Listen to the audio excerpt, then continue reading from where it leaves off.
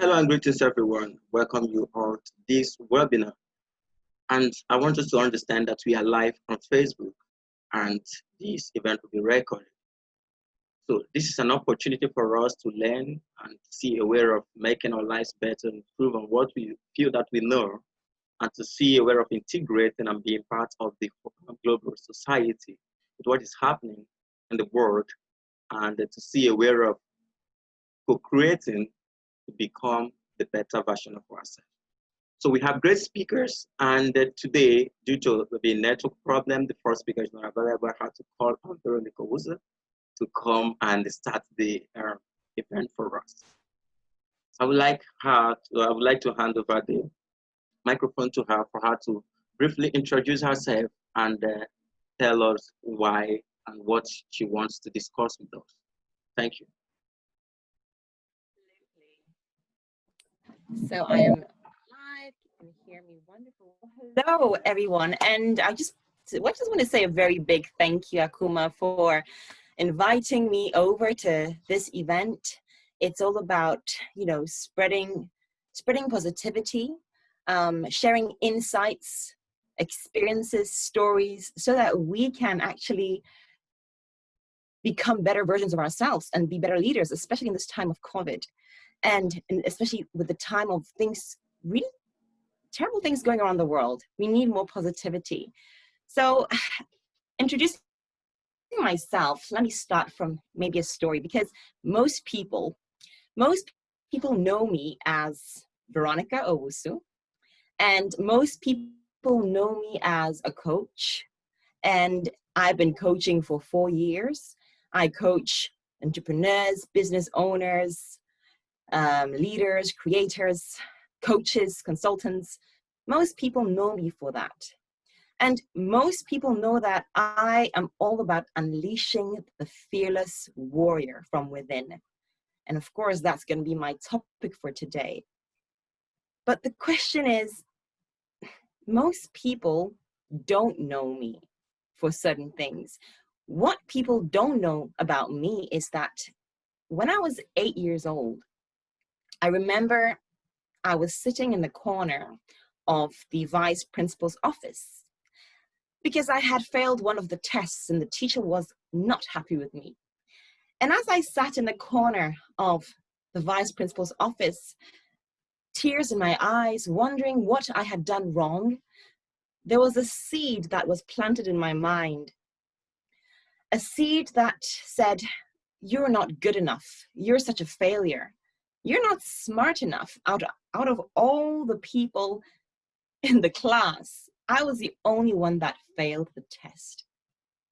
And as I sat there for over 30 minutes in those thoughts, I created this belief, this story. And it's funny because when all my friends went to class 4 or year 5, I repeated the year. There you go, not smart enough. This is what many people don't know about me. What they know about me is in the public eye. You can read my profile, you can go into my website, you can see so many things. But they don't know that there was a seed that was planted long ago. So fast forward, when I'm in my early mid-20s, of course I became a teacher. I followed my mother's footsteps. And I ventured into the entrepreneur, the business world to become an entrepreneur. And it was in that time of my life when I set up a business with 2 other partners, I realized that I did not believe in myself. I did not have a voice, as I did not speak up when I felt things were supposed to be done differently. I passively sailed on somebody else's ship because I thought I was not smart enough. You see how the seed planted manifests itself in many ways? So this business went on for about 5 years. And when things finally started spiraling down, I realized I had created a rut in my life. I had created this experience I was standing in front of the pawnbroker's shop, selling my precious belongings as the company had been declared bankrupt, and we were not sure how we were going to pay for the month's rent. And it was in that moment, in that very moment, in the silence of the mind, that I heard that whisper, Veronica, is this what you want your life to look like? Are these the choices that you want to be making? Is this the example you want to be for your children? Back then, this was about 9 years ago. Back then, I didn't have any children, but it was the thought. And you know that whisper? That was my warrior spirit, caged with bars made out of old false beliefs and false stories that I had told myself. I had caged her, but she was still there whispering. And it was in that moment that I had to step into my power, own the responsibility, take the responsibility for everything that had ever happened to me up to that very moment. And really decide that from now on, every decision I make is going to be a conscious one. It's going to be a one of purpose, a one of mission, a one of passion and desire. But that meant I had to unleash her. And that's what the topic is all about, unleashing that fearless warrior. You know, many people don't know this about me. So when they see me show up, you know, in my community online, when they see me speaking, they hear this strong voice, but they don't see my knees wobbling. And that's it about being a fearless warrior. You go out there, you show up, you rise up, you use your voice to send a message, to speak up. But doesn't mean we don't experience fear. We feel it, but do it anyways. The question is, who is that fearless warrior within you, within me? It is that spirit, that servant leader that has a mission to make a difference in the world. That servant leader that wants to have an impact, that wants to leave a legacy, that wants to lead her tribe from pain to gain. But how? They say, unleash the fearless warrior. But how do we do that? How do we lead in our businesses so that we show up, we rise up, and we serve more powerfully, and we thrive doing so? How do we show up in our jobs, in our careers, so that we are authentically ourselves and we lead by example and we serve with passion and purpose? How? I call it the TLC. Now, the T is the tribe. Who is your tribe? Who are your people? Where do you find them? Actually, the truth is, they find you, because you need to find yourself. We cannot lead if we do not know who we are. Who are you as a person? Who am I? It's only then that we can find the tribe that we're meant to serve. And how do you find yourself? How do you own your truth? The way I did it was by embracing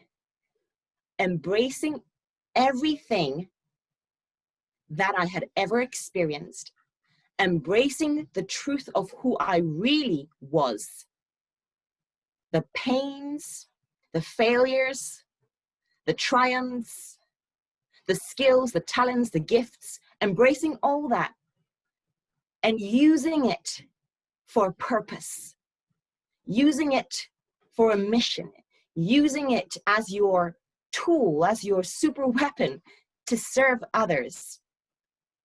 Embracing your truth is how you find your tribe, because then you can have a voice to speak up and they will hear your call. They will hear your warrior cry, because you speak from a space of truth. You speak from a space of pain that you have experienced and that they are experiencing or will experience. You're speaking from a space of pain, of experience a space of triumph, a space of joy, all those emotions. And emotions are vibrational, and you shall attract your tribe. So that's one thing. The T is the tribe. As servant leaders, we have a tribe. That's your audience, that's your people, the people that you are there to help and take from a space of pain to a space of gain. Then we move on to the L, to be fearless. And when I say fearless, let me remind you that it is experiencing the pain, experiencing the fear anyway, and doing it and showing up despite whatever fear you may be experiencing. So the L is the language that you speak. The language that you speak is that of your tribe. How can you serve more powerfully? By speaking the language in your messaging, in your posts, in your articles, in your conversations, in your speeches. The language that you speak will speak to the hearts of your tribe, and they shall hear you. In the back in my father's tribe, he was from the Ashanti Kingdom. And in the tribe, back in the village, you would have the courtyard and the drummer would come and he would drum a certain tune. And this tune meant that the chief had a message to give. And everyone would recognize that beat of the drum and everybody would come and gather around and listen to the message that was supposed to be said. And that is the fearless warrior, playing her drums, playing his drums to the tune and the heartbeats of their tribe, because the tribe shall listen. And the C is the conversion, to convert the people, to convert the people from a space of pain or suffering to a space of freedom, a space of relief, emancipation, freedom. Whatever pain they're experiencing, you are their warrior.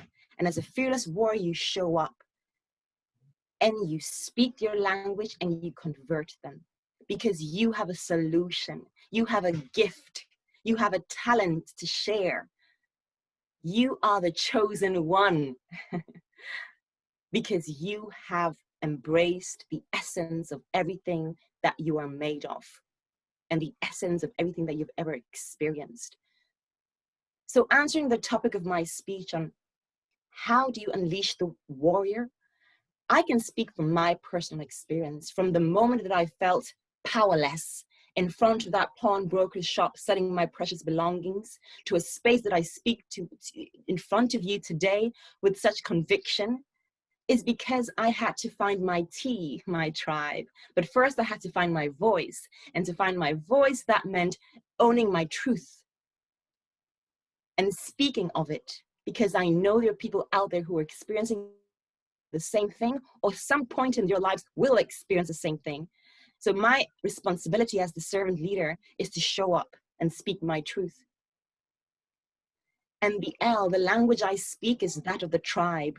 Those that are also looking for their voice, those that are also looking for the power to show up, the power to rise up, and the power to do the C, to convert and take their tribe from pain to gain. So if you remember anything from my speech, I want you to remember the TLC, the tribe, the language you speak, and how you convert them.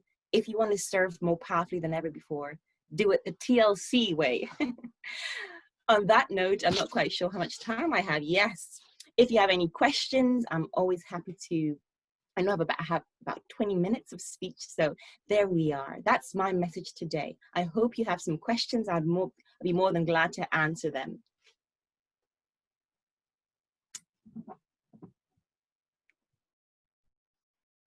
Akuna. No? Thank you so much, Veronica. That was a wonderful, experiential presentation. I think, you know, in recent time, people appreciate talks that are the sequence that has to do with storytellings, and like the like of Yuval Harari in his books, Sapiens and Homo Deus, doing where you see he wrote it in such a way that's been narrated just as you did. So it's a wonderful presentation. Thank you so much. And please, if you have any question, you can direct it to Veronica. Have any question to ask her? please. And you know, there's always this fear. And again, today, let's be fearless, right? There's always that little thought, oh, but what if that question sounds silly? Or what if? Don't fear, do it anyways. I'm sure we have a question. Let's see who the first one can. Okay. Kristen Lamestro, you can ask your question. Christine.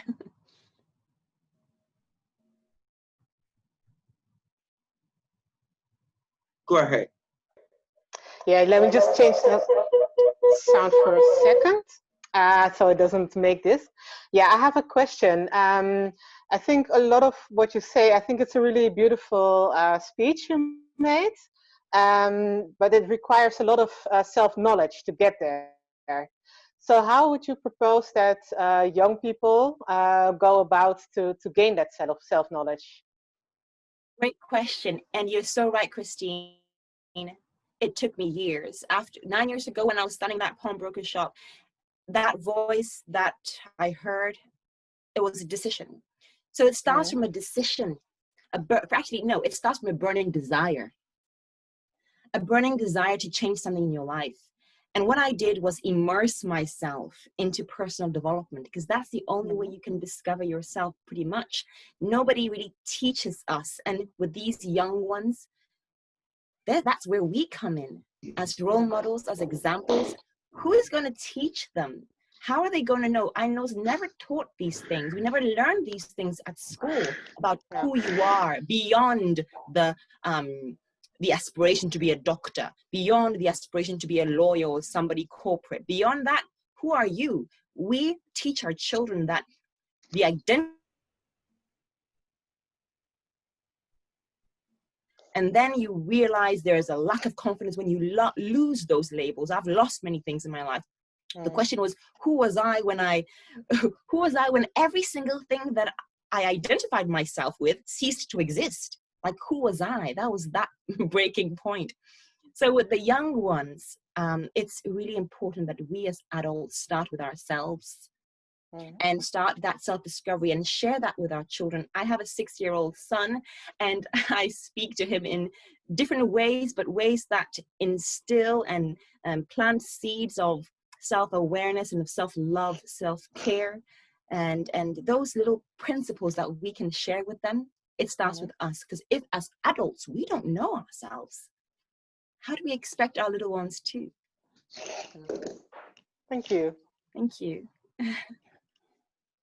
I hope that answered your question. Yeah, it starts with us and encouraging them to really dig deeper, and we being the role models of who they are supposed to be as individuals beyond the. So, any other question, please? Yeah, I think you're really amazing. In my profile or somewhere you should have a connection to me. Let's connect. Yeah, let's do so. Awesome. Okay. Someone wants to ask a question. Rachel.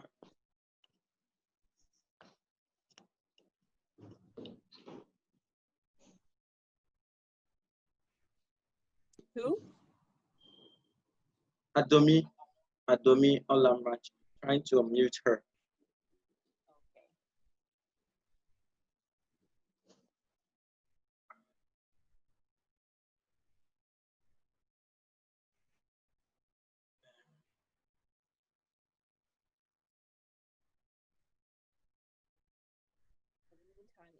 This is a chance to share our knowledge, share our insights. So if you have any questions, any reflection, it doesn't even have to be a question. Maybe it could be an idea.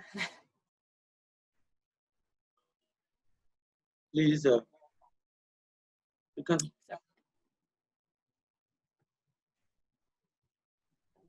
Wait, Adomi, you are still your background is muted. Trying to don't know. Okay, you can ask your question. Unmute yourself. Yeah, you have to unmute yourself. We can't hear you. Unmute yourself, please. Now you can ask your question. Okay, so my question is this. That I have been following the discussion so far about fear. And my question goes to the last session you made on it, the TLC, that's the tribe, the language, and the converging yourself. The conversion, how to convert them, because as servant leaders, we are converting from a space of pain and converting that pain of your tribe, of the people that you're serving, right? You're converting that to a space of gain, a space of relief. So that process you take them through, because as warriors, I'm all about the fearless warrior who's here to serve. And that's why I mainly work with service-based business owners that want to make a difference in the world. And I help them, you know, create their tools, and I help them create their programs. And see that I teach them is the T is the tribe. Know your tribe. If you don't know your tribe, you cannot speak the language. You cannot speak the language. If you're speaking just general language, the question is who's listening? You have to know the language, then you can show up more fearlessly. Okay. And so did I answer the question with a C? That's the conversion, to convert. The T is your tribe, the L is the language you speak, and the C is the way you convert them from a space of pain to a space.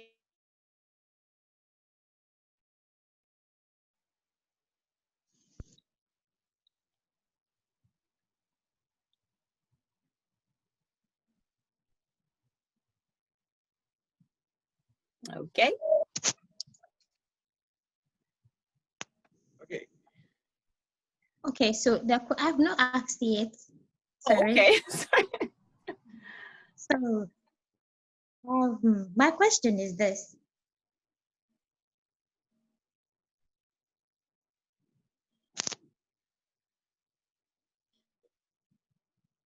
Just go ahead and ask your question. Just go ahead and ask your question. We are picking it. The situation you find yourself matters a lot. So when you have your tribe, you know your tribe, you can speak the language. And a situation where you know the language, you know your tribe, you can speak the language, but the opportunity is not there. What do you do? Because I understand that we have all come together for the common good from different parts of the world. And it's not all the countries of the world where it's possible that you find this freedom to express, to know your tribe, to speak the language. Having known your tribe and you speak the language, there has not been. Get rid of this because you know your tribe, you can speak the language, and you're not able to, you don't have this freedom to do that. Fear comes in. Then how do you really get out of the situation? That's my question.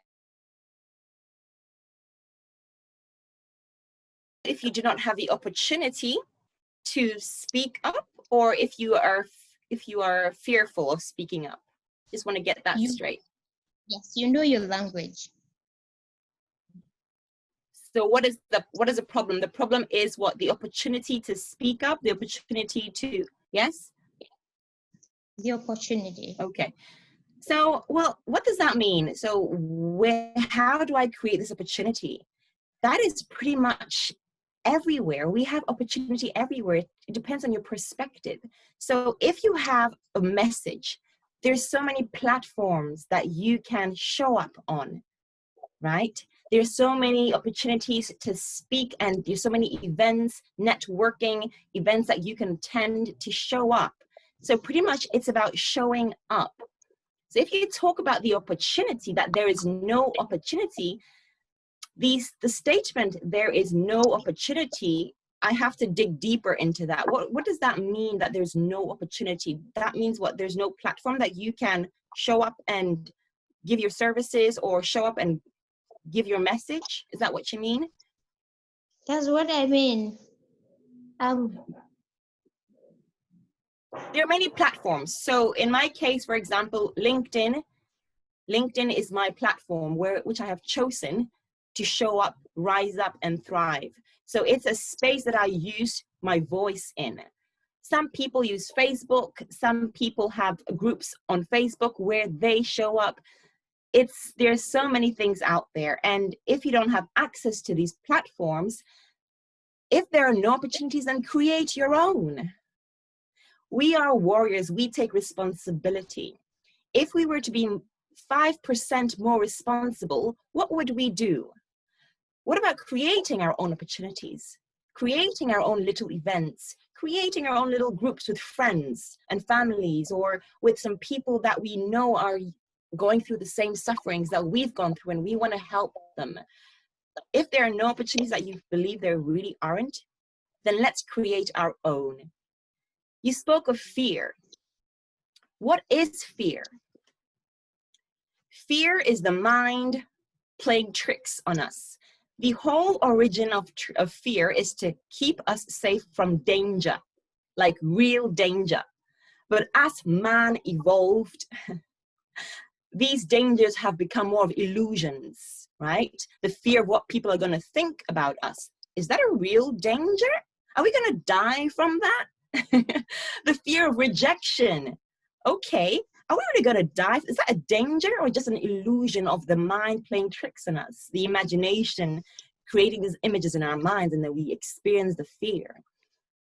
Well, you know what I say about fear? I've said it once, I've said it twice, and I'll say it again. Fear is like a little 2-year-old child crying that it doesn't want to go.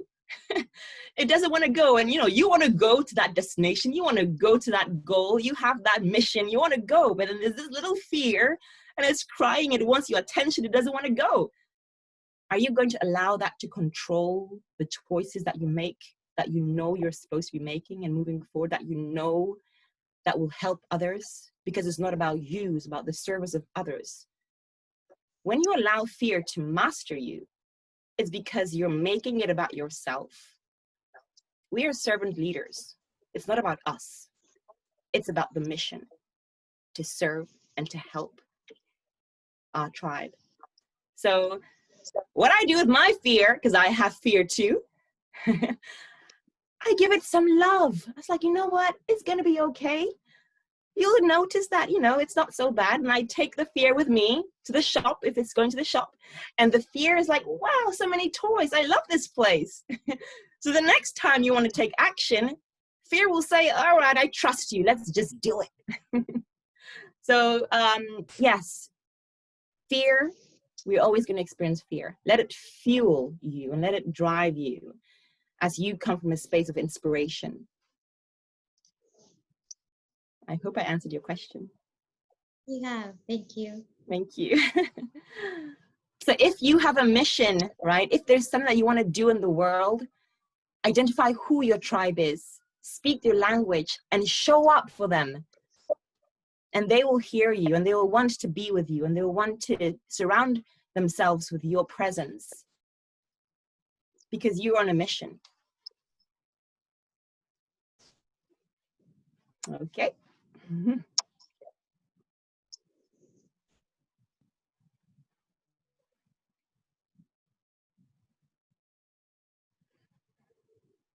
Thank you so much, dear Veronica. I think we are enjoyed this section, and we are expecting the next speaker in the person of Augustus CHUKWU to hop in. So we thank you so much for your time. We thank you for jumping in to close the gap. Thank you so much. We are super excited having you here. So remember that.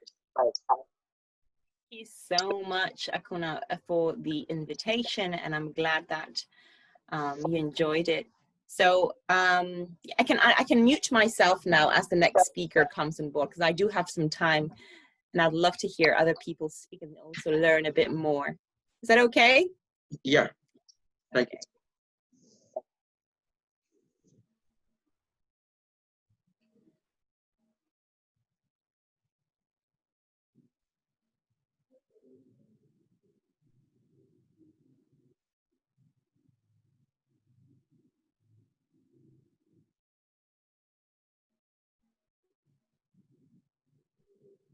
So we welcome our next speaker, AUGUSTUS CHUKWU, and he's to discuss with us the topic Infinite Learning, the science and art of how to learn, become, and create anything.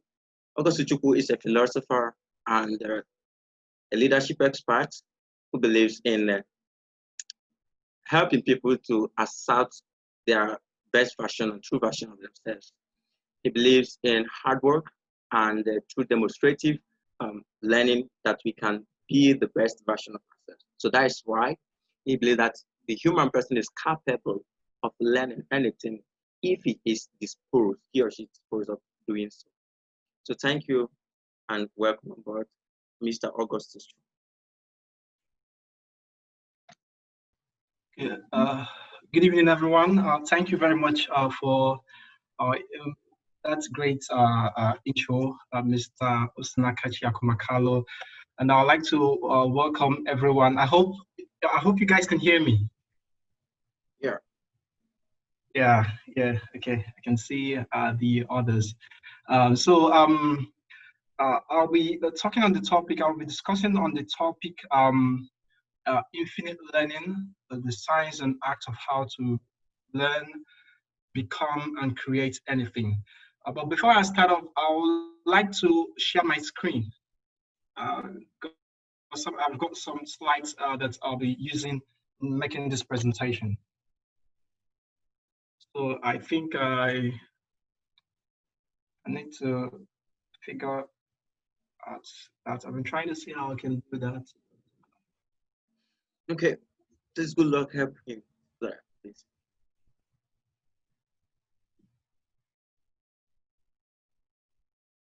Okay.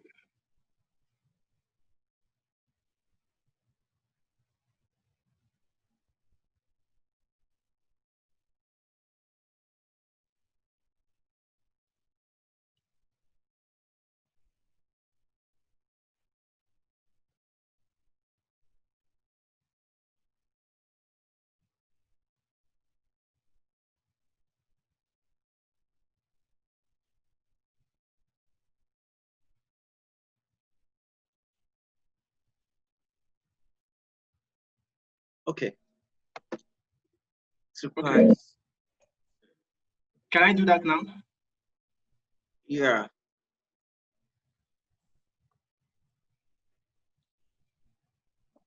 Okay. Can I share your screen now? You've been Okay. given the. Sorry.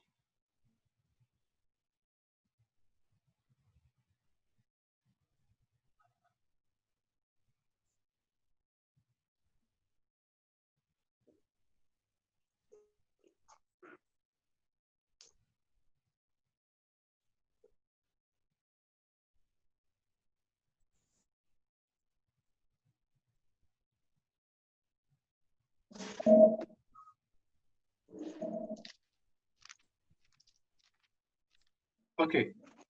Can you guys see this? Can you guys see this?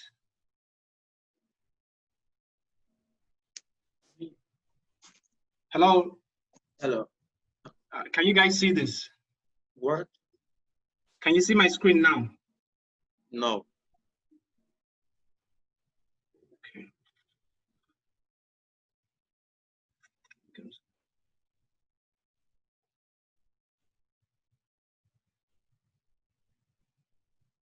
Do your video, you can see a green button.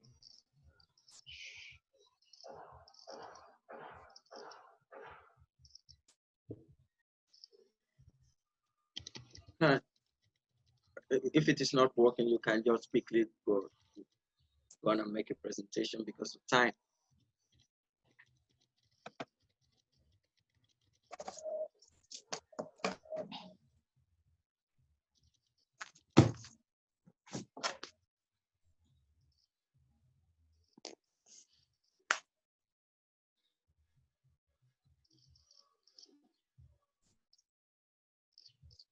Okay. I think I've figured it.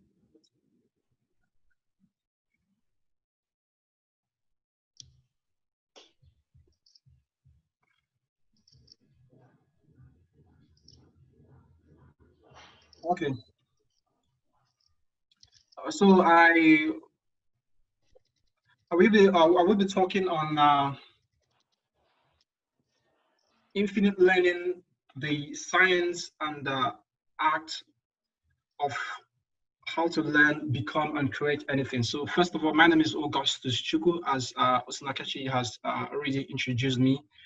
I am basically I'm a learning coach. I am interested in helping people learn how to learn, and my expertise spans across learning students learn how to learn, and also learning and also helping professionals in their career, learn how to master skills and also learn how to deploy their skills effectively in what they do, and also in the science of well-being, because I understand everything that we do as a consequence of learning. So, so today I'll be talking about learning as it pertains to us generally. My topic today will be focused mainly on a broader perspective, from a systems perspective of what learning is. But first of all, I would like to start up on this premise. It is a premise of a problem that we are witnessing in our world today. Even though to some extent, to some people, this issue is imperceptible. But on a general scale, it is really affecting us. So we are faced with a challenge of technological acceleration and globalization. This is a problem that we are faced with in our world today. So technological acceleration and globalization on its own, why I call it a problem here is because we are dealing with the adverse effects or the consequences of this problem to us as humans. But on its own, these are great, present great advantages for us. They can help us, they help us in many ways. Technological acceleration has enabled humanity to overcome most of the challenges that we have encountered since the dawn of our species over 300,000 years ago, since we evolved to human beings that can reason, talk, and that can really organize ourselves as we do today. So since the time we developed the neocortex, that's the most recent part of our brain that deals with logic and that deals with our ability to reason logically as we do. Since we developed that, and then with the opposable thumb of our fingers, we have been able to create technology. And these technologies have continued to grow at an exponential rate, right from the dawn of humanity up until now. So this technology has enabled us to overcome most of the challenges that we are witnessing in the area of health, the area of business, the area of many aspects of our life. Now, as we continue to evolve up until right about the industrial age, the world started to witness a different kind of evolution that came in the form of globalization. So globalization, the efficiency in communication between human beings, between countries, and between human networks, that's created a global chain of networks that allowed us to spread information, spread knowledge, spread development, and also spread a whole lot of things. As we can see, the effects of this globalization has been of tremendous good to us in many ways. It has also been of a great disadvantage to us at the same time. Because you look at it from the perspective of the coronavirus, you can see how quickly that virus spread across the globe within a short period of time. That is a consequence of globalization. So it's generally just a tool, just like a technology that enables us to spread whatever it is that we want to spread across the world. So technological acceleration and globalization has impacted the job industry, the job market. And that is the point I'm trying to get at. It has affected the job market in the sense that with the advent of robotic automation, a lot of our skills and a lot of the things that we used to do that has been generally put aside as human activities have been automated. So talk about our ability to drive, talk about our ability to operate machines, to do manual tasks and a whole lot of things. Robotic automation has gradually over the years continued to gain pace in closing the gap between these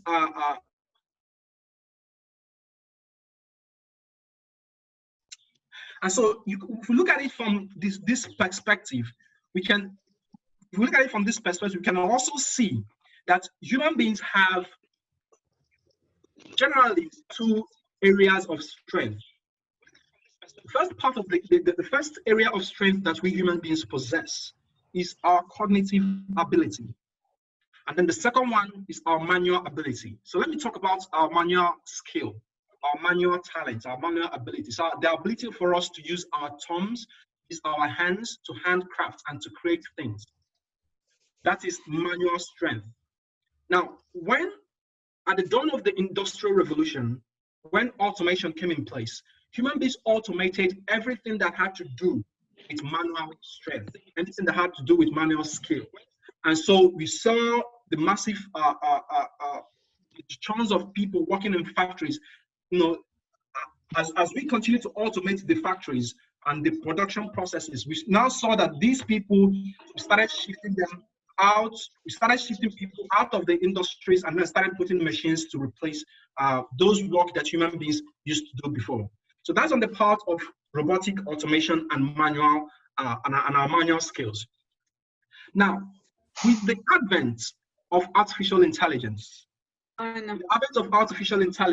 now see another aspect of automation that is now going beyond the manual skills that we have.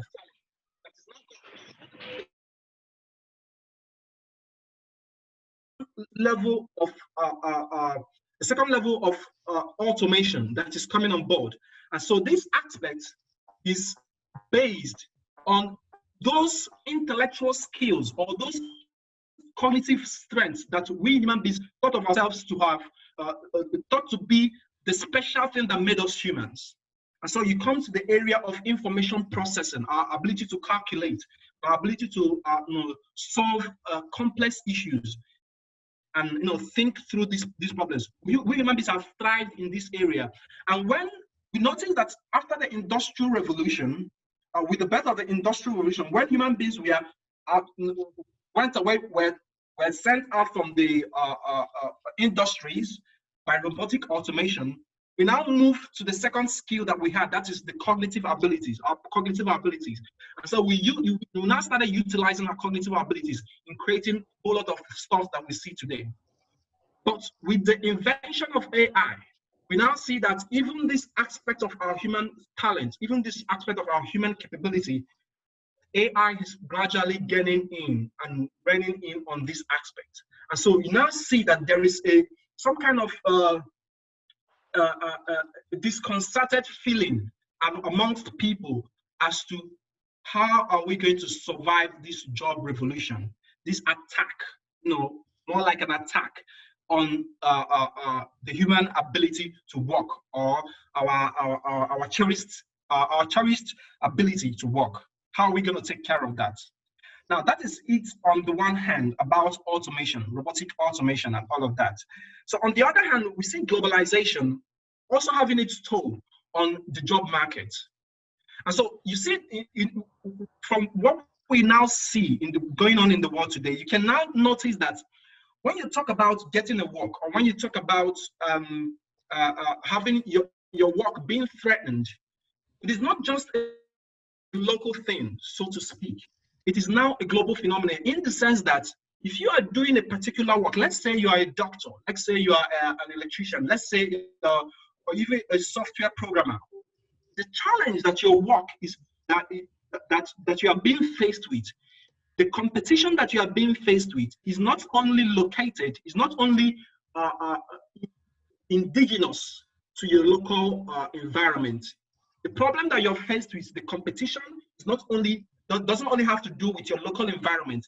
It is also from another guy in China, another lady in Indonesia, another young enthusiast or this very skilled worker in, let's say, Saudi Arabia, who has also equally developed his skill. So when you go to school and you get a degree and you train yourself in a particular skill and you come out of your learning phase and you now get to work, you now find out that your competition is not just local, it is now global. And so you might be here working on a particular thing.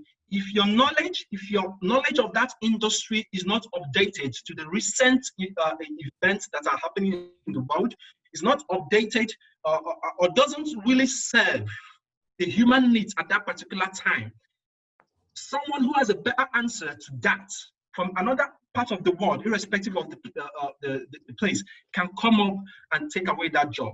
And now you see that this thing has caused a lot of panic in the job in the job market, in the economic system, and even in the political sector, where you now see people, like you see in the US, the President of the United States always talking about, building a wall to prevent people from coming on board, to taking away the jobs of Americans. Okay. But the challenge is not just a local challenge. It's not just a physical challenge in the sense that people will come from Mexico or from Nigeria and come to US and take away your job. That's not the problem, like in a physical sense. The challenge is, even though those people do not come to your country to take those jobs away, your job is still at risk. Your work is still at risk because of the internet and because of digitalization of all commodities. Every service that can be rendered now, to some extent, 70% of human services and needs and wants have been digitalized.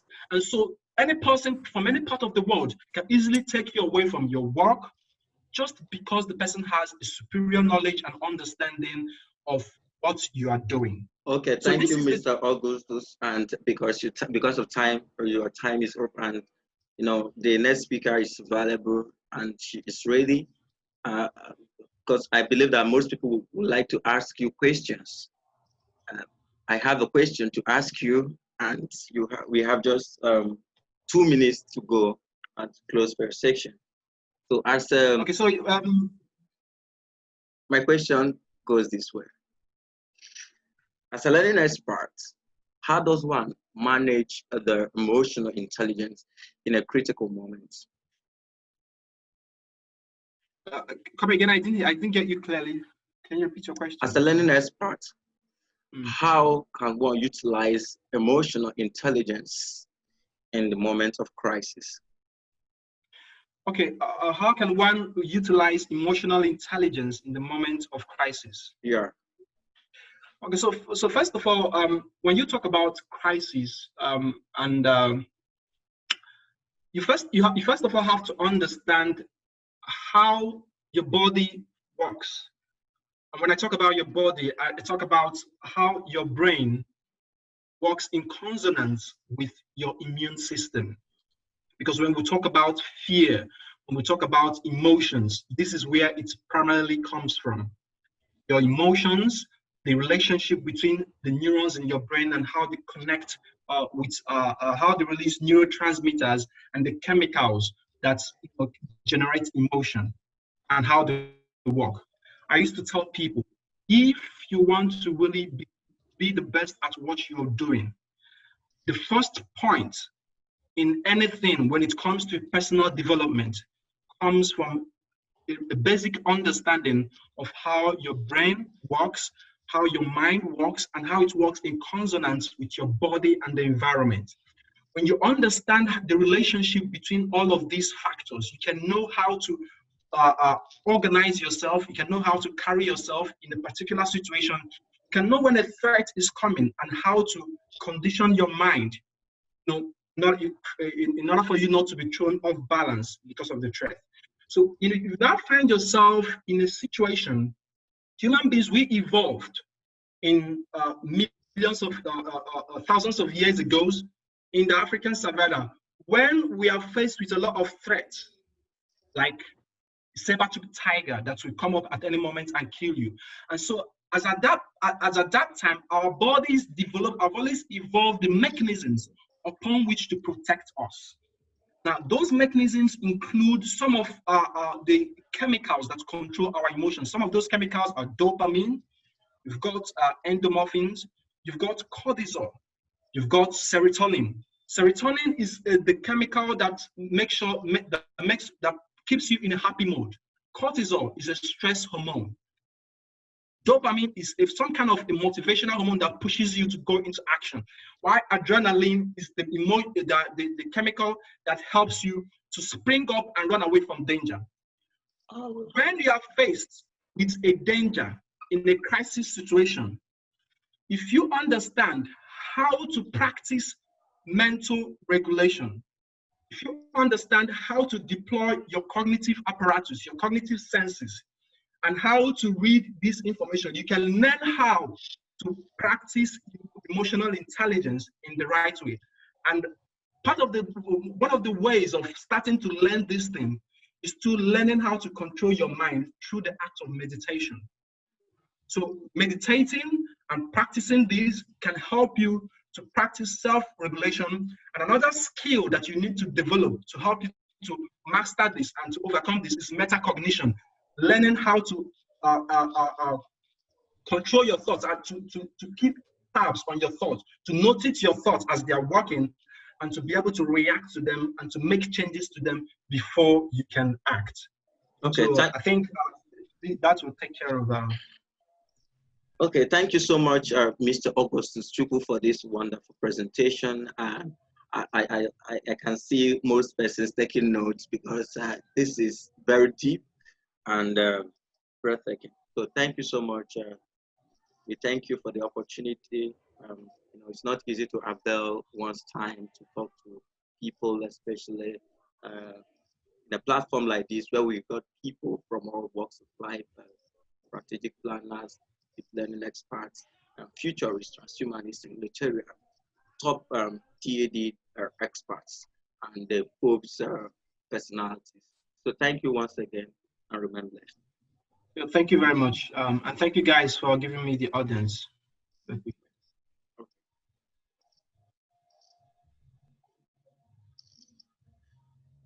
Our next speaker is Mrs.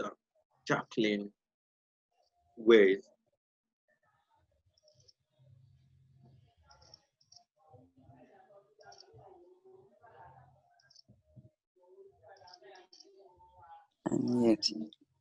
Good morning, everybody. Okay, good morning, Miss Jacqueline. Good morning. How are you? We are good, we are good. I would like to briefly introduce her, and she will, on her own, say more about herself, what she does, and discuss with us her topic, Unlocking Happiness. The little I know about her, she is from Canada, and she's talking to us from Canada. Miss Jacqueline is an inspirational keynote speaker, one of the top 100 TEDx speakers. She is the founder of 365 Give, a movement, an organization she began with the. I'm always super excited talking with her. So over to you, Miss Jacqueline Way. Good morning. You know, this is so exciting for us, and I know we're live with everybody, but it's always wonderful when you make such beautiful connections through social media platforms, and then you get face-to-face time with the beautiful people that you meet. So I'm so excited to be here with you, Nestle. Oh my goodness, this is like the best moment of the week for me. Yes, me too. I'm so glad to be all of you. Oh, absolutely. Absolutely. So good to see you, my friend. Yes. Likewise. So how would you like us to get started? tell us I'm brief. happy to get started. I'm happy to talk about happiness all day. So I'm happy to get started when you're all ready. Okay, quickly tell us a little bit about yourself, what you do, and then you jump over to the topic of the day. You just have 15 minutes to address your topic and take questions for 5 minutes. Thank you. Beautiful. So as you all heard, my name is Jacqueline Way, and you know, my organization 365 Give was started on a really simple premise, and it was actually a personal parenting project that I started with my son when he was 3 years old. And what I never realized is the journey that I would take, and understanding and learning about happiness and well-being, which is so much of the message that I share with the world now. So my organization 365 Give literally started because my son and I started to do one thing to give back to the world every day for 365 days. And we called it 365 Give. And everything that we did had to be so simple, a 3-year-old could do it. And the organization today is thriving. It is global. We inspire and educate the hearts and minds of people all over the world how to give back in small ways for 2 reasons. And one, obviously, when we give, it helps create a better world for everyone. Not everyone has millions of dollars they can give away, but our belief truly is that we all have something to give, whether it's something as simple as a smile, a helping hand, a meal, helping an animal or our planet in any way, that we all have the ability to give back to our world in a small way every day. And this leads us to our conversation today, which is about happiness, and a really key topic, especially during COVID, that's going on, and that's happiness and well-being and how they're tied together.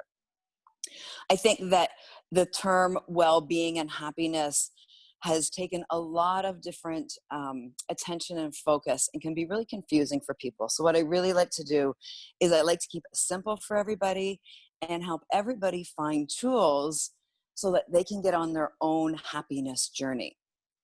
One of the feedback that we get from my TED Talk, which is literally titled, How to Be Happy Every Day, It Will Change the World, is people say, I'm actually looking for happiness. I don't know where to find it. You know, what's that magical key or secret? Well, here's the first debunk I'm going to put into this. There is no key to happiness. There is no secret. There's no magical box that you can open up. People have all heard this, that you have to go in to be happy. And I think that's a really hard concept for a lot of people to get their head around. And so what I like to talk about, and I like to relate it to social media, is you need to find your happiness algorithm. So it's the way that you can find happiness in small moments of your life. So rather than looking at the big picture of, you know, trying to have a happy and joyful everyday experience, the reality is that's not life. Being absolutely joyful and happy every day is difficult for all of us for a simple reason. Happiness is defined differently for every single person on this planet. What makes one person happy may not work for someone else.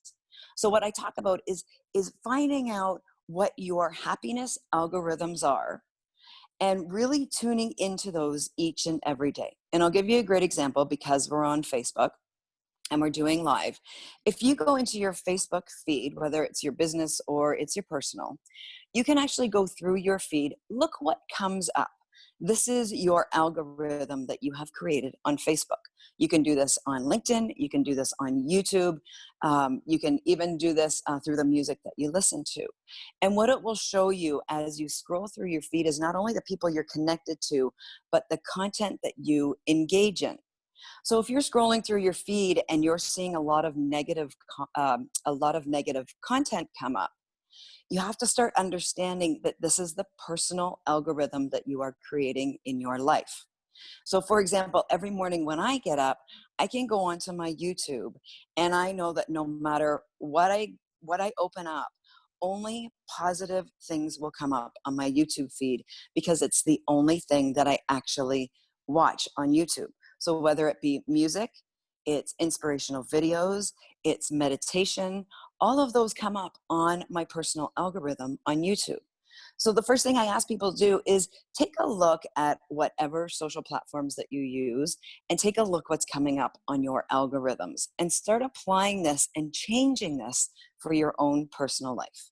Because these are the things that you can start noticing and recognizing in your life that's either creating happiness for you and feelings of happiness, or it's not.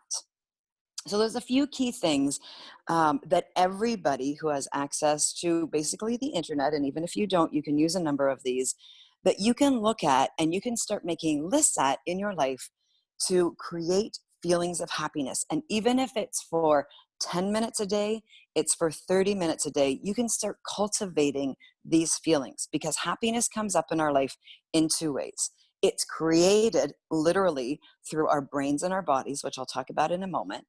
And it's also created through experiences from the outside world.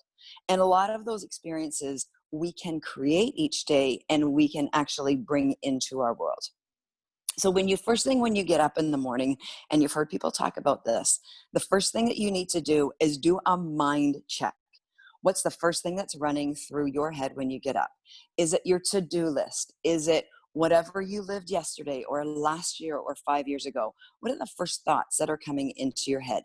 You need to capture those, and you need to, if it's negative, you literally need to stop it. And if it's positive, then great, you're on the right track for the day. So it's why people say start your day with gratitude. So if that means the minute your eyes open up and you say, I'm grateful for a good sleep, I'm grateful for a bed to lie in, I'm grateful for my pillow, I'm grateful for hearing the birds that are chirping outside my door, I'm grateful it's a sunny day. Start the day with that. As you get yourself up, have a big glass of water, because that's the first thing that your body needs. You feed your mind and you feed your body with what it needs to create feelings of happiness. When you turn on your coffee machine or you're making your coffee, be grateful you have that. There are so many people in our world that don't even have that opportunity.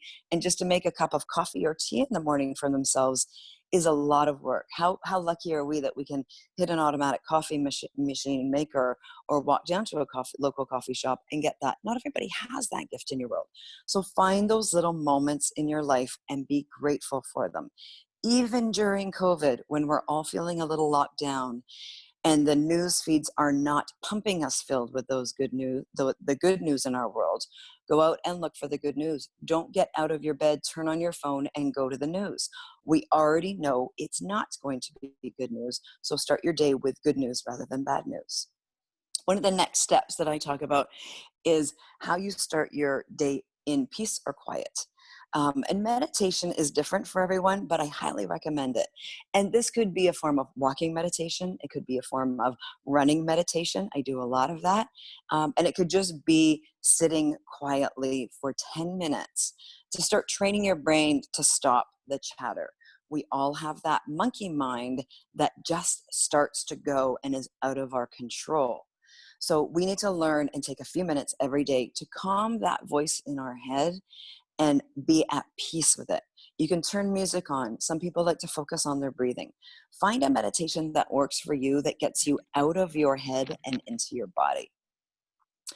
Now, there's other keys that you can look at in your life. If there's music in your life that makes you want to dance, if there's music in your life that calms you down, if there's music in your life that inspires you, go to that every day. I've actually created playlists on my on my iTunes app that has different music for different moods. If I need to be inspired, I have a musical inspired playlist. If I need to get my energy up, I have music that uplifts me, that makes me want to dance or run or exercise. If I need things that are just calming, I have a whole just calming playlist that just calms me down. It might be music that I use for meditation or just quiet time. I'll even do it with my kids while they're doing their homework or we're doing art together. So there's music that you can use to help set your energy levels for the day, depending on where you are. Use those frames of music to set your day. Now, another key, and this is what we do with 365 Give, and I'm going to explain how happiness works in your brains and your bodies next, is go out and be of service. Go out and give. And people say, well, how do you do this during COVID? I can't volunteer hours. I don't have any money. I don't have a job. Well, we have this beautiful thing called social media. And what you can do and use with social media, or use it with your phones or connect with others, is use it to share positive information. Use it to share positive posts. Nestle, who's on this, does this every day on LinkedIn. She shares uplifting, positive message that inspires us all. So how can we use our social media for social good to lift others? What are the messages that you are creating, even if it's a message that's an image with a heart that just says, I'm sending you love. I'm sending you a virtual hug. If you need somebody to talk to, I'm here. It's that simple to give back to the world right now, where we can use the power of the internet. It's at our fingertips. Reach out and connect with friends. Connect with them on WhatsApp. Connect with them on Zoom. Set up those Friday night cocktails at 5. Have dinner with your family. These are the ways that we can stay connected and lift each other through social connection. And one of the things that's really important about giving, and all of the other things that I'm talking about today, is twofold: how it energetically can shift you, and how our brains and our bodies actually change. So I like to call it your daily dose of happy. And there's a chemical reaction that actually goes on in your body, and that's the dose factor of happiness. So we have something called neurochemicals in our brains. They start in both our heart and our brains. And these neurochemicals are dopamine, oxytocin, serotonin, and your endorphins. And that's your dose factor. So your dopamine is your reward center. So when you do something, let's say you go out and exercise for the first time in a long time, your reward center kicks in. Let's say you go out and give, you have that feeling that you've done something really good in your life. Another good way to look at it too is if you have a piece of beautiful chocolate cake, that's dopamine that makes you want more because you get that sugar high. So the nice thing about the things I'm talking about is it's not through outside things like going and buying a new pair of shoes or having a piece of chocolate cake. It's actually finding the things that stimulate the dopamine that are right around you that you can access every day. Your next is how you feel when you have your first kiss or you have a big hug with somebody. Oxytocin can be stimulated through music, through giving, through meditation. All of these are ways to get oxytocin going on in your body. And then we have our serotonin, and serotonin is literally your happiness receptor. When you can stimulate serotonin in your heart and in your brain, you're going to start stimulating those feelings of happiness. And the last one is your endorphins. And endorphins are what people would call as your runner's high. And if you're an athlete, this is that feeling you get when you actually get in a good workout and your blood gets pumping. You can actually create this feeling through, again, all of those things that I'm talking about, through especially giving. You get that feeling of happiness and that feeling of high. It's called the helper's high. They've literally called it that. And this is all proven through science and research that we can actually stimulate in our bodies. We were built for this daily dose that you can create. And I call it your daily dose of happiness every day in your life. And here's the really great kicker. When you start getting your daily dose of happiness going on in your body, it actually starts to reduce your cortisol. Cortisol is our stress hormone. And our stress hormone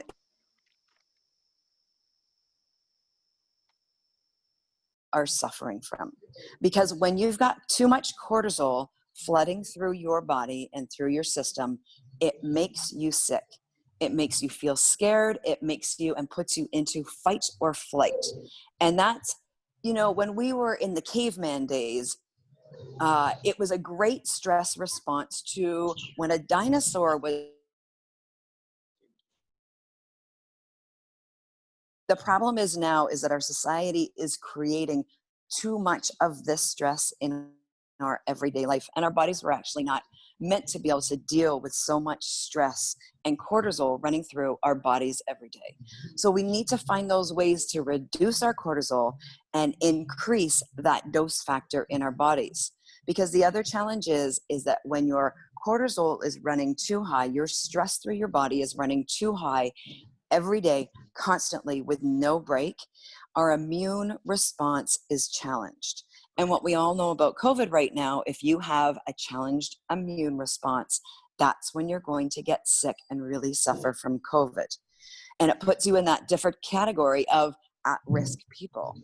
So we need to look at the ways that we can reduce the stress in our life and increase the feelings of happiness, because it's the actual chemical response in our body. And at the end of the day, we all want to feel better right now. And that's what we call our mental and our health well-being. And all of these things that I'm talking about, getting out into nature, enjoying a moment, taking the time to smell the roses. We've all heard that saying. We really need to get outside and take that moment to smell the roses and then stop for a minute. Pat yourself on the back that you took that moment to stop. Look at a beautiful flower, look at a beautiful tree, and just enjoy that moment and that feeling of happiness that you can create. It may not last all day. I'm not saying you're going to be joyful every single day, but what you can do is start finding the moments in the day that make you centered and bring you into your now. And that's something that we're not taking the time to do. We worry about the future, we worry about the past, and we forget to be in the present moment. And that's where our happiness is. Our happiness isn't on our next vacation. Our happiness isn't when COVID's over. Our happiness isn't when the world, opens up again, because we never enjoyed that world when it was open. So we need to find our happiness in little moments every day right now. And when you start doing that, you're going to feel better. And that is the reality of how your mind will feel, and it's how your body will feel. And then that starts to shift your energy and the chemicals in your body to finding the moments of happiness every day. And those moments will start to join. You will find more happiness moments. You literally create momentum in your life to find more happiness moments and more happiness moments, because you're recognizing that it just feels good to you. Thank you so much. Thank you so much, Jacqueline. I think you're so welcome. This is a wonderful presentation.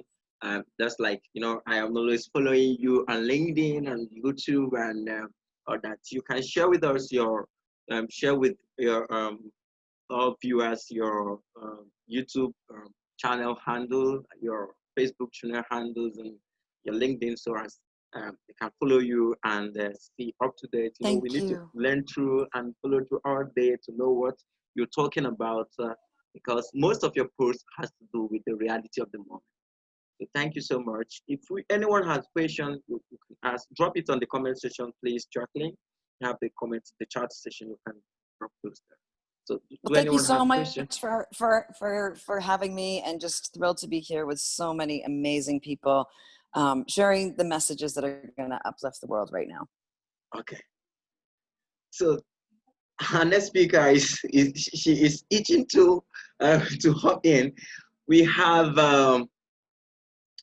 Mrs. Nestle Hearn.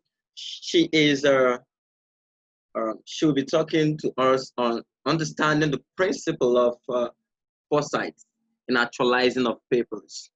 So.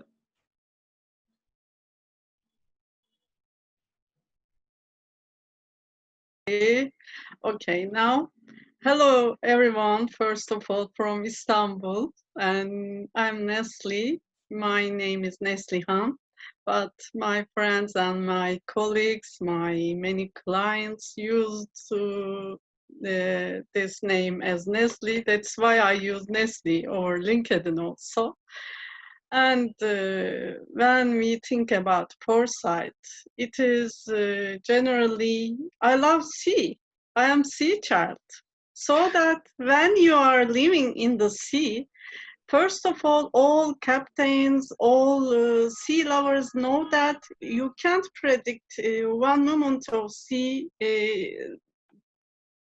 doesn't seem the same after a few minutes, because it can change another time, anytime.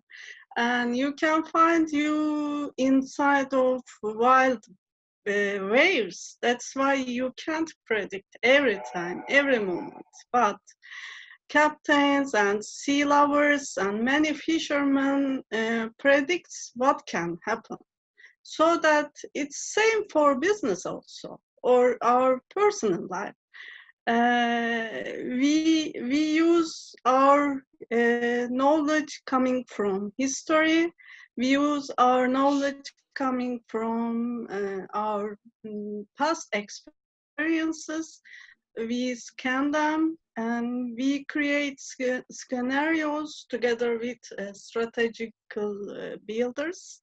And we create scenarios, we use many plans according to our predictions, so that we make some analysis regarding with our economical experiences, financial predictions, and also many fluctuations like we experience nowadays with COVID-19, because everything changed. Many company owners stopped working. They closed their companies. It was so painful for many because they have long time of business experiences, but they couldn't predict those moments because of they couldn't use foresight. They closed their eyes, their ears coming situation, even if many scientists warned us about those developments. So that we came nowadays. We are still using our foresight now, making new scenarios, developing new strategical actions. We are changing our marketing campaigns. We are changing our minds, in fact, because we are working at home. We are changing our working habits, meeting habits, even like we are doing now, a Zoom webinar. Those webinars are so famous for business also, because we quit our meetings in working areas, so that all those things brought us the importance of foresight. What does it mean? It means we experienced in the past, in history, similar issues like we are experiencing nowadays, like COVID, or it was calling Corona in the history. And when we think about the outcomes of those issues, it's similar like our ancients experienced in Spain, around the world. Now we are experiencing similar things, and some companies predicted those things, and they applied some preventive events. They warned their employees, and some countries also have so few deaths. And so if you use your foresight, if you predict everything with scientific measurements, and if you use strategy, if you use some analytical thinking way of organization, your companies be alive, still alive, like we are experiencing. Many of the company owners, they changed their working habits, and they changed their profit limits, so that we came nowadays that there is a motto I love to say. I love to say, let's rise together for humanity. What does it mean? It means we need more leaders, business leaders, to think beyond business. We use human resources so simple way, but human resources are our main resource of companies. That's why we have to use our foresight, first of all, thinking our employees, our human resources, and to be together with more positive impact, more hopeful way, positive way, so that when we think completely all of those things, if you use your foresight as a company owner, as a strategy builder team, and also if you use them, if you use your team as a team spirit, if you think to be a good team player, leaders act more positively and more, how can I say, more develop, they can succeed more developments as a company, and also in team spirit. I think, yes, this is the important thing, that when you use your foresight as a captain of your ship, you use your all predictions, all assumptions, all analytical way of calculations, first of all, to rescue your employees, your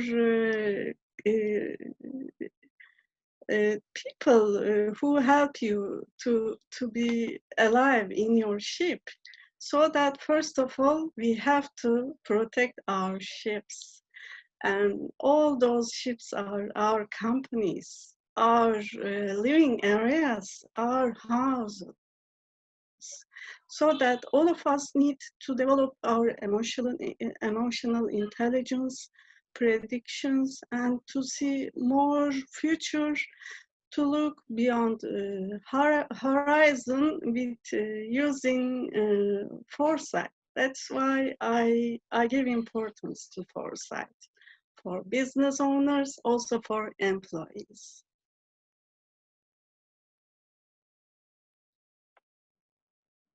So that's all. Okay, thank you so much. You're Thank you so much. welcome. Thank you so Nice much, to meet Nisli. all of you. Yeah, it's been an opportunity. It's been a good one, because we've been discussing some of all these things Yes. on LinkedIn. Yes. Please, Mrs. Nislihan is from Yes. Turkey, Istanbul, Turkey. So, you know, English is not her first language. So we need to follow her gently so as to grapple everything that she is saying. She is a great mind. You need to follow her on LinkedIn to check out how she explains reality, and how you can become a good strategic planner. She Thank you. organizes seminars and sections for business owners, great thinkers, great minds, and all that. She had uh, over 60,000 LinkedIn followers. She's doing well, so please, we need to encourage each other. We rise by lifting others.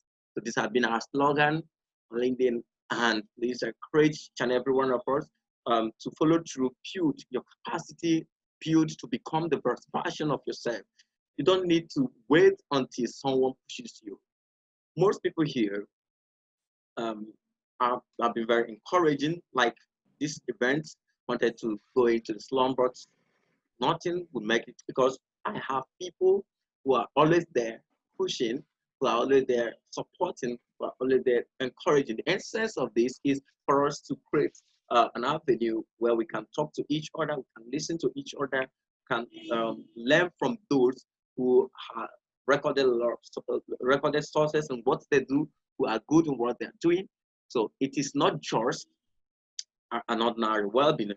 So it is just a way of saying, so thank you for humanity, or giving back to humanity. Like I said, for those who registered for this event, they'll be having a copy of my success mantra. Unfortunately, most of us here are not yet to register. So to register, there's still an opportunity for you to register to get a copy of success mantra, decoding philosophy for a purposeful life. Most of these things that they are discussing here, explain them in a simple and low-level language that is understandable to everyone and that is pragmatic in nature. So thank you so much, Nestle. So we have our next speaker available, and I don't know. So sorry, do we have any questions to ask?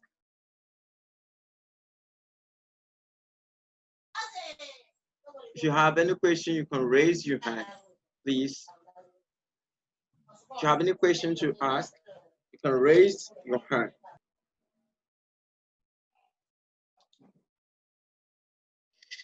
Okay, no question. So we welcome our next speaker, Errol Hyman. We started this challenge last 2 weeks, and I met this great mind. I wouldn't like to talk much about him. I will give him the opportunity to to explain and talk about himself, and then jump into the topic of the day. So it's good to have you here, Errol, my friend. Thanks. It's great to be here. Great to be here. Thanks for the invitation. Okay, tell us a little bit about yourself, and then you take it up from there to talk about your topic, the missing link, the course to mindset plus energy alignment. Mindset. He is a mindset and energy coach. Okay, thanks very much. Thanks very much. I was on a course with author, and he saw a bit of what I was doing and thought, you know, it'd be great for me to come on board. So yeah, I was thinking a lot about what I wanted to talk about, and I thought I started reflecting a lot on what's sort of happened in my life over the sort of last few years, and sort of how I got here and what have you. So a bit about myself. My name's Errol Hyman. Like you said, I work with children. I've worked with children for the last 20 or so years. And I recently became an energy alignment coach, which is great stuff. And yes, so I was thinking about what I wanted to speak about today, and really started reflecting on how I got to where I am today, really. You know, I'm pretty much content, I'm happy, and sort of I'm fulfilling my potential, and I've just got that peace of mind, which is what, you know, we all crave for. So I thought I'd just share a bit of my journey with you and sort of how I got here. So I think the first phase of my journey really kicked off kind of around 7 years ago. For me, it was a time when I split up with my wife, and I kind of ended up in a place where I'd never been before. I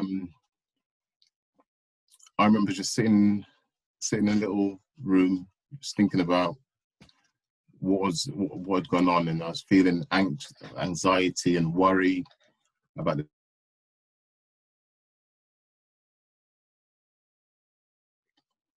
I really just kind of started spiraling downwards.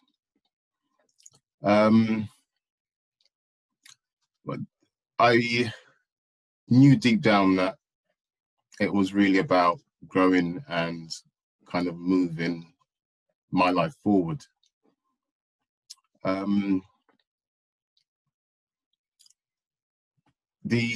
It was difficult because I guess it's just the dynamics of the relationship wasn't sort of allowing both of us to grow. And, you know, there was more I wanted to do and explore and experience.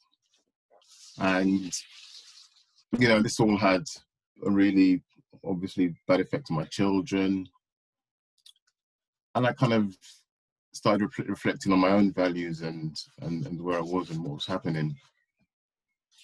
You know, I really felt like a real hypocrite, and because I'd always taught my children to sort of have honesty and truth, and here I was in a place where I wasn't seeming to be true to what I was sort of talking about and teaching them. And here I was now, sort of marriage is ending because I was seeing someone else. So yeah, that voice in your head, that nutter, it really kicked in, and you know, it got louder and louder, and I really felt it's really time to sort of deal with these thoughts and emotions and things that I was feeling. So I guess it's really kicked off my journey of self-growth. And I came across a really good book, and you know, sort of being by myself, I had a lot of time to connect with myself and sort of figure out what was going on. And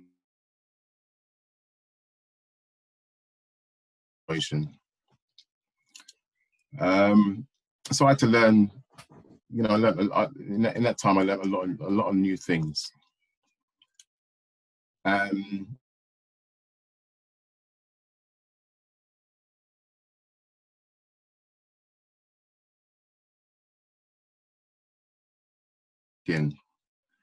So one of the first things I had to do was to kind of silence that critic. So that inner mind, that critic, is always connected to our ego, and it's a job of our ego to just keep us safe. And I sort of had doubts as to, you know, what I was doing and where I was headed. But I knew I had to sort of think about me and what was best for me. And you know, I'd always put everybody first in front of me, and did my best, you know, to make sure everything was running sweetly. And in life, you kind of, especially when you've got kids, you know, you tend to do more for them, and you know, you don't always go for the things that you maybe want to go for because it's not the sort of top priority, which isn't always the best way to do it, but that's how it kind of was. So it's kind of like I had to sort of start thinking about me and what I wanted to do. So a lot of changes come through kind of inspiration or desperation. And I hope that most people find it through inspiration. But for me, it was a case of desperation and just wanted to stop feeling how I was feeling. I knew I'd gone around things the wrong way, but I had to be honest with myself and think what was right for me. So one was the sort of acceptance of the situation that you're in, and that you make mistakes, and you can't change things that have happened or that you've done, and you can't sort of, you know, dwell in the past. It wasn't serving me. Beat myself up, it wasn't serving me. And you know, you have to make some difficult choices. One of the things I learned was really was really the value of setting intentions. And one of my intentions that really drove me was that I wanted to not lose that relationship that I had with my kids, my ex-wife, that we'd you know, grown throughout the years. And that you've always got to come from a place of love, because at the end of the day, so love conquers all. So, you know, in the current climate of what's going on, you know, if love was at the center of everybody's heart, there wouldn't be all this racism. You know, there would be no difference between black and white and all the rest of it. And I also learned that you can't focus wholly and solely on what's going on in your life at the moment. You've got to think forward. You've got to think ahead, and what that ideal situation is. Even in the times where the situation that you're in isn't great, you've really got to focus on how you want it to be and where you're headed. And worry. The fact that there's just no value in worrying. It's a habit that we all have, and we all kind of feel it's normal to worry, but when you're in that place of worry, it's difficult to find solutions to move you out of that and carry on. So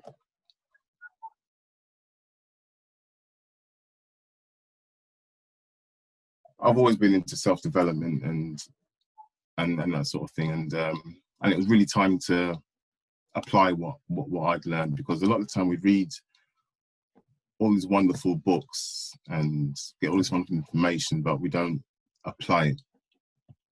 And that's one of the sort of things that I really learned, was that I needed to apply things to my life to be able to change it. So I came across EAM, which is called the Energy Alignment Method. And this really changed my life, because it allowed me to get to the root of all that was going on.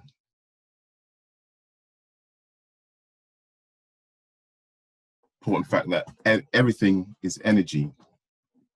So everything we've experienced in life, everything we go through in life, all our thoughts, our feelings, it's all stored in our aura. And we are energetic beings. So I kind of compare it, the aura, to like a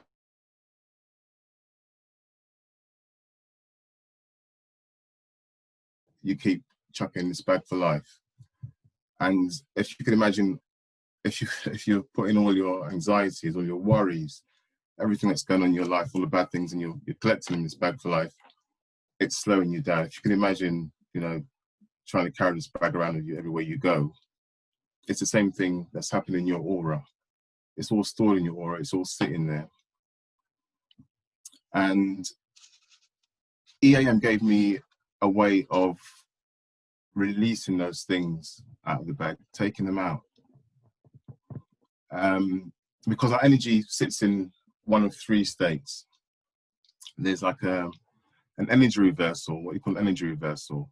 Now this is where things that you've experienced, things that you've gone through, things that have happened to you, where you haven't been able to cope with them properly, your energy starts going in the opposite direction to what you wanted to go in. So everything you're doing, it's not working out. You will seem to come up against a roadblock. You always seem to be getting into situations that sort of start, you know, you find you get into the same sort of relationships, and it's, you know, it's really difficult to move forward. And then you've got what they call the resistance, being in resistance. And that's what most of us really, you know, a lot of us suffer with that. It's like trying to move forward, but it's slow. You're 3 steps forward, 2 steps backwards, and you can't quite seem to kind of get where you're going. And then the other is a state of flow, which is where everything is working out. You know, the coincidences are happening, you're happy, and you're manifesting what you want out of life, and you're getting closer to that sort of ideal life that you want to live.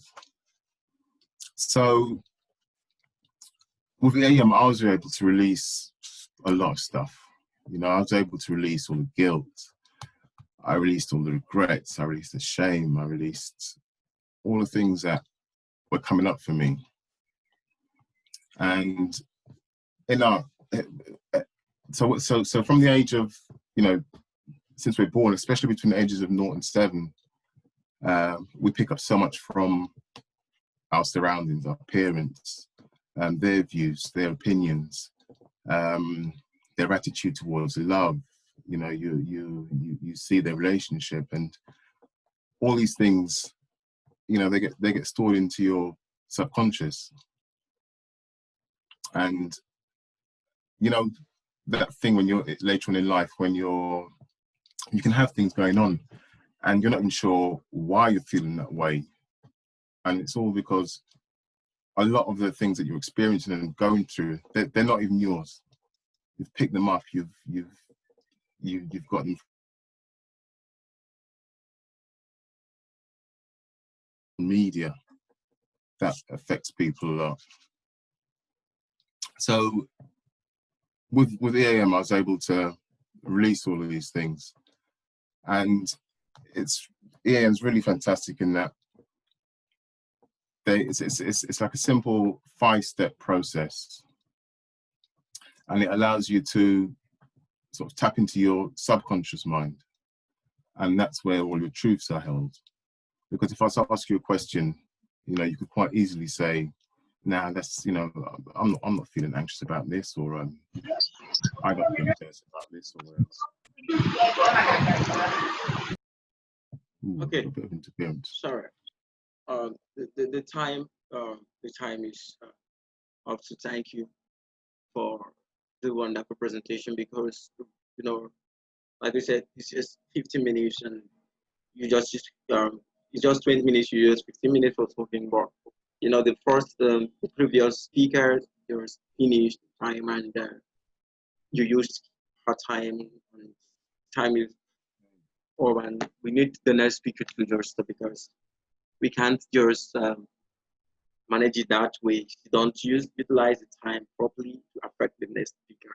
And for most of us, program ourselves what we need to do and what next that we have to do. So thank you so much, Aaron. So you're welcome. I hope I was able to. Okay, so if you have your materials, you can send it across so that share on my page of people to look at.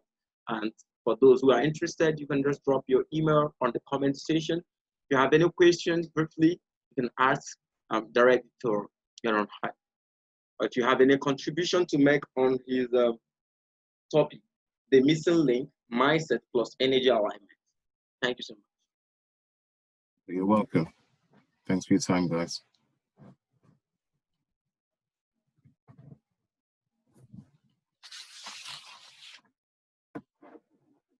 Do you have any question? Okay. Lorna. Okay. Hi, yeah, I just wanted, thank you, Errol, for your presentation. You're talking about the EAM, and from what I understand, it's a energy thing where you sort of get rid of all your baggage. Do you do this as a course or something?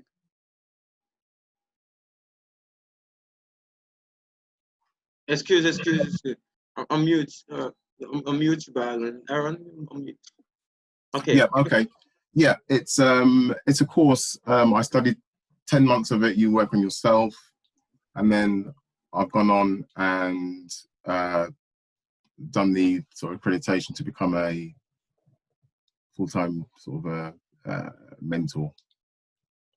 Okay. And is it a weekly session thing that you do, or how does it work? The reason I'm asking is I'm very interested in what you had to say.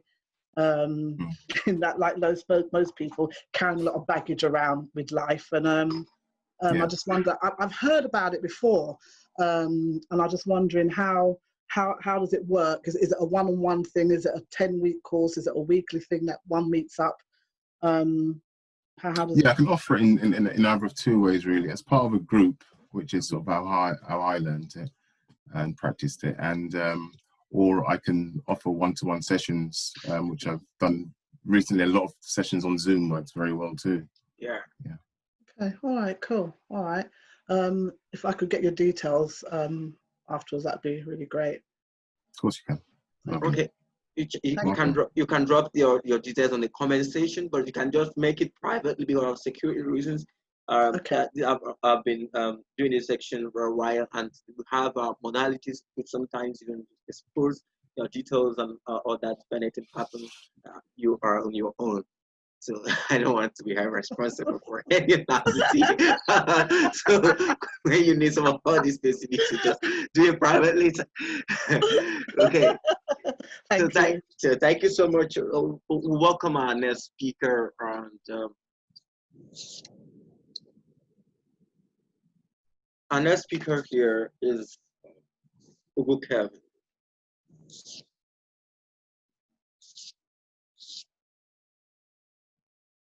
So,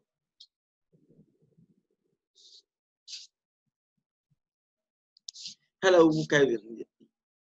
Are you here?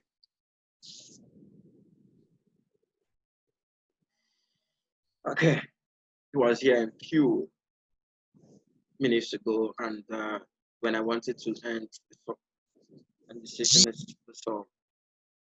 I saw him. So quickly, let me introduce him. We'll proceed.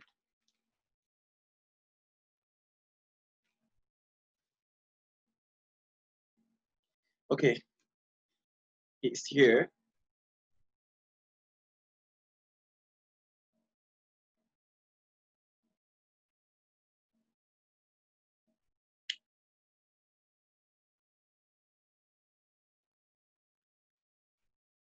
So after UGOCHUKWU will be having the Lion of Africa speak to us. Takuzwa Haitano. He's a very good friend of mine. So UGOCHUKWU, are you on?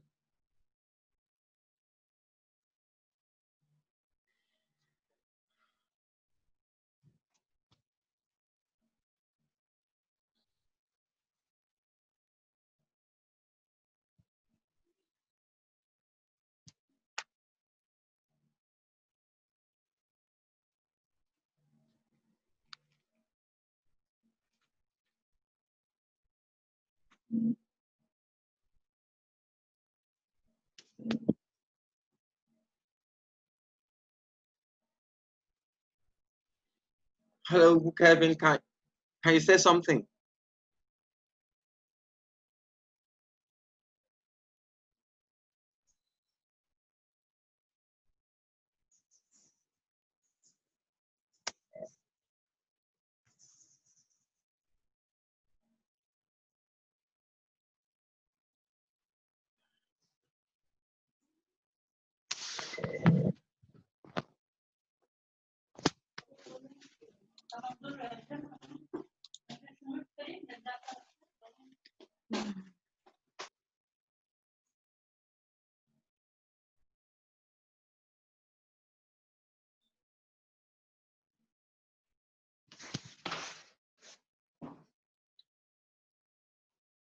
Okay, maybe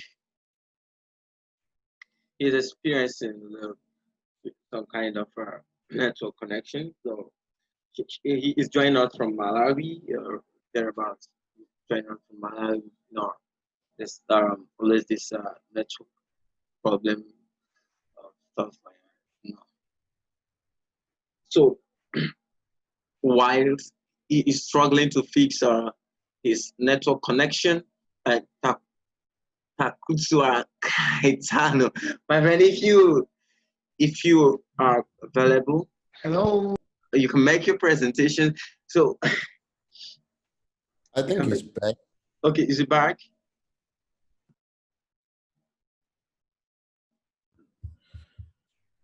Hello. Hello, we can hear you. But it's fine.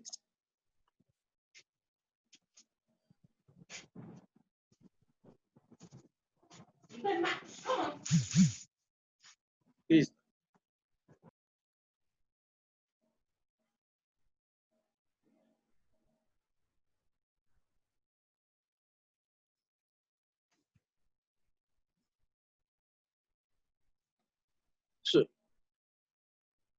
So his network connection is bad. So let's just maybe he use this time to fix it and make use of your own time. That's the best thing we can do for now. So the parts. Okay, so take over. Okay, take over.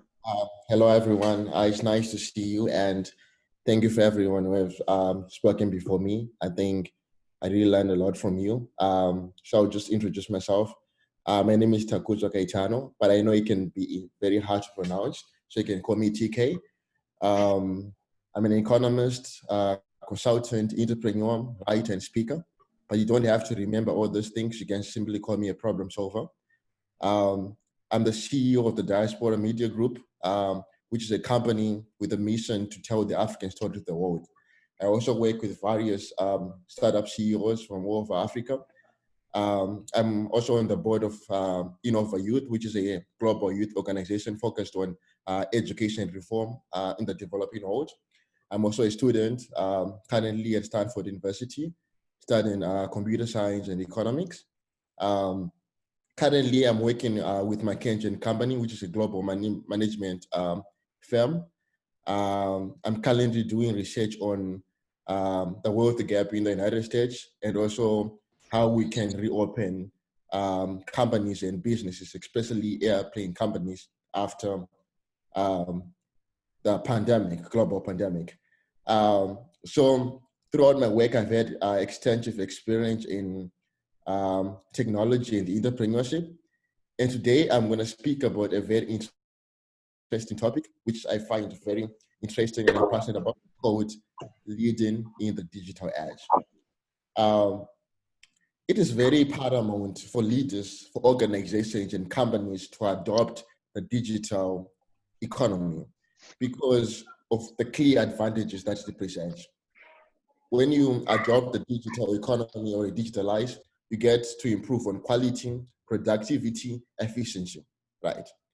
But it is also very important to realize that in order for us to have that digital transformation, we need to have leadership transformation. Why? It is because the people are the ones who make decisions. Other people are the ones that implement the digital. So today I'm going to talk on how leaders can adopt the digital revolution, the challenges that they face. And I also am going to recommend what you call the 6 digital checklist for every executive, CEO, or anyone leading an organization to implement. Okay. So I'm going to start on the challenges that our leaders face when it comes to adopting digital technologies or the digital economy revolution, and what they need to do for them to actually make sure they realize the full potential of digitization. I call this the agile leadership. I think the first point is about recognition and realization. What do I mean by recognition, right? We do have to recognize that it is paramount for companies, for organizations, for us to implement digital techniques or processes within our day-to-day operations. But it is even more important to recognize that over the years, there's been a revolution or a change in terms of the speed of innovation, the pace of change. Nowadays, companies or models or business models are taking months or even days to restructure and actually to remodel because of the speed in terms of technology and innovation, right? Right now, we're talking about 5G, we're talking about blockchain, we're talking about AI, we're talking about robotics, you know. This is going to bring a new shift of change in the way we think, in the way we model our businesses, right? So this recognition of the change in the pace of innovation, then we have leaders to self-realization. As leaders, we have to realize that we still have a lot to learn, right? And for us to have that mindset that we still have a lot to learn, we enable us to identify what you call the barriers to change, or what I call inhibitors to change.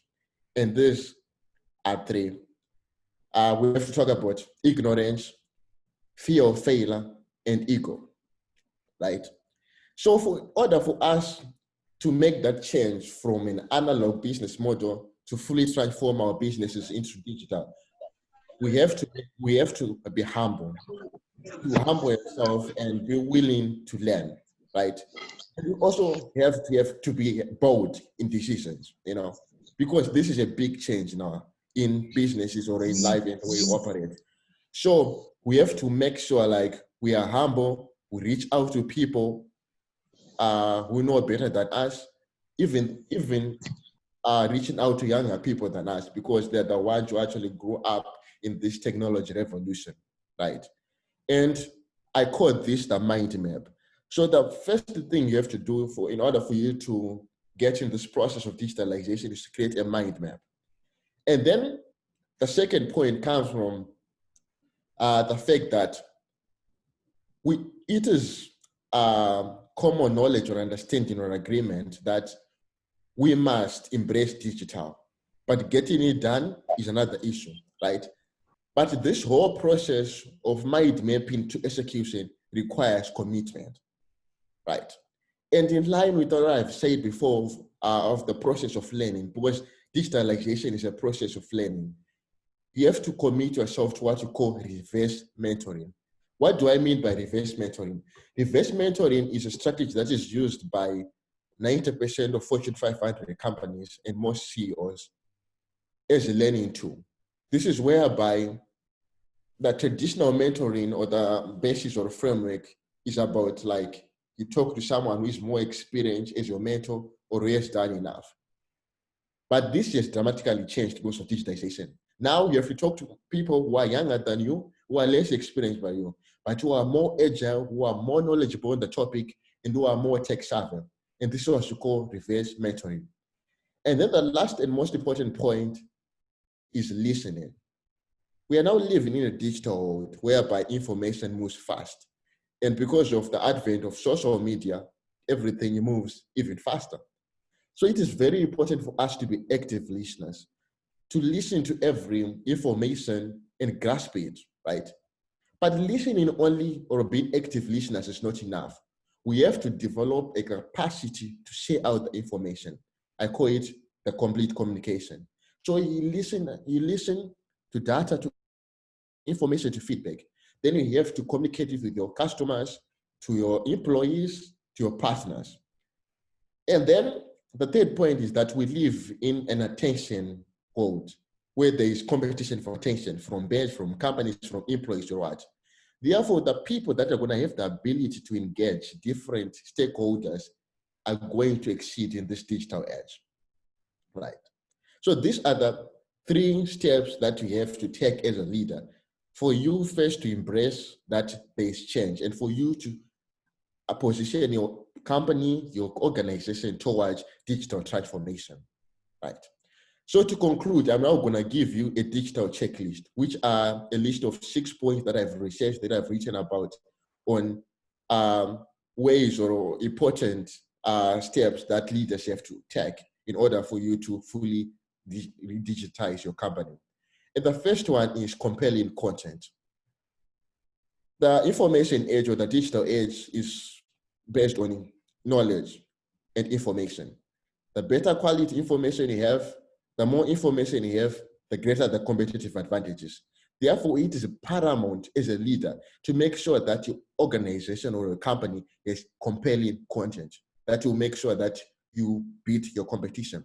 And secondly, I call it the distributional leverage. What do I mean? Right? We have a lot of information, but the ability to share that information is the critical phase. And we have to make sure that you transfer or share information in the fastest way possible, in the most secure way, and in a way that is easily understood by anyone. I want to give you an example. For example, you are leading a company. The digital means you have to find a way of actually communicating a message digitally in a way that can reach all hundreds of employees. And that is what you call distributional leverage. And secondly, and thirdly, is the ability to filter and analyze data, right? We have a lot of data and information all over from the internet and from different sources, right? But not all data is the right data. or not all data is useful, right? There is what you call garbage data. And the moment you get garbage data in your system or in your flow, you're gonna get garbage results. We call it garbage in, garbage out. Therefore, it is very important for you to develop structures and systems for you to filter data and to actually analyze data to make sure that you implement it in the correct and efficient way possible. And the fourth point is about encouraging a culture of experimentation. As a leader of an organization, digitization is a continuous learning phase. It's all about experimenting. Therefore, we can never have an expert in digital. We have no digital experts, but we have people, some people who know more than others. But it is very important in this system or to create a culture of experimentation whereby you try things. If they fail, you iterate. And this allows you to adapt to the fast changing world, right? And then the fifth point is on, we need to have the courage to cannibalize our existing traditional or what I call analog business models, right? We live, sometimes, you know, we run business that are traditional businesses that are based on different systems, you know, and they may be successful, we may be getting revenue and profits, right? But you have to know that this is in the short term, right? You have to make sure that you invest in the long term. And part of investing in the long term involves, and is a must, that you must invest in digital transformation, right? Either way, you may take this cautious approach like, I don't know this digital transformation enough, therefore I cannot risk it. But by not investing in digital transformation, you're even risking your business, because your business will definitely fail if you do not embrace digital transformation. So it is very important for the leader to have the courage to completely cannibalize the analog business models, right? And then the fifth point is on about co-creation, right? What do we mean, right? We live in a business, and the business world is competitive for all, right?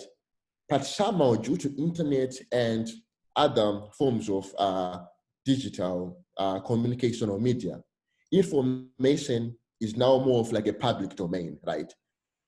So the ability for you to interact with different ecosystems or stakeholders within an industry to co-create on content, on information, is very crucial in order for you to get to the next level. For example, in a business, you may have a business, right?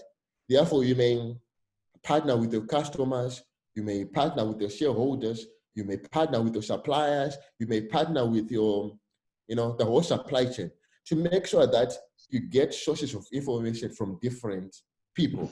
And this is what you call co-creation.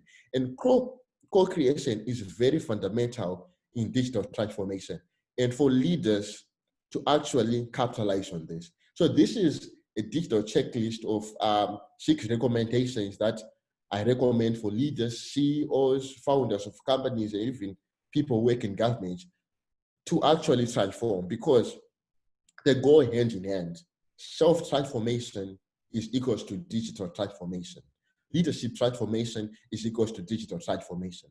But to conclude, it is very important to recognize that this process of digitization is not a sprint, but it's a marathon. It is a process, right? Therefore, leaders or companies should totally shift their mindset. We should not focus on the destination, you know, on the end of a result, on the end of a revenue, but we should focus on the direction, the plan, the process. And the ability for us to trust this process will make sure that we realize the full potentials and benefits of digital transformation. With this, I thank you. Thank you. Thank you so much, my brother.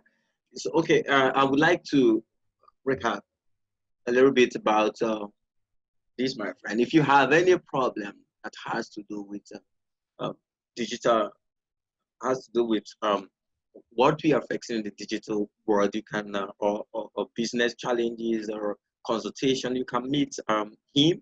We are in December, you know, he's being called the Lion of Africa, and when you check his, you can follow him on Facebook, on LinkedIn, and all that.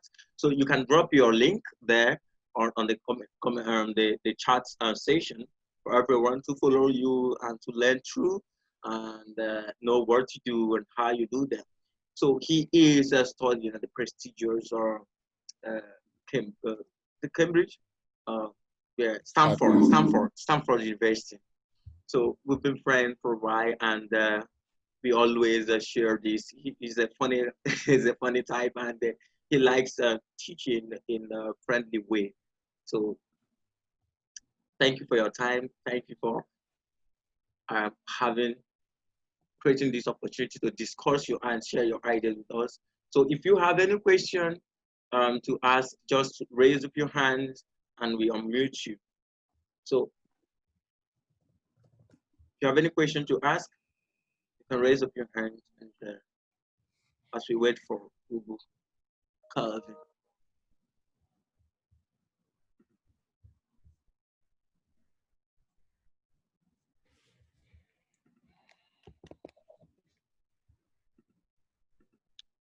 A quick one, please. If you are not talking, it's important that you mute your background.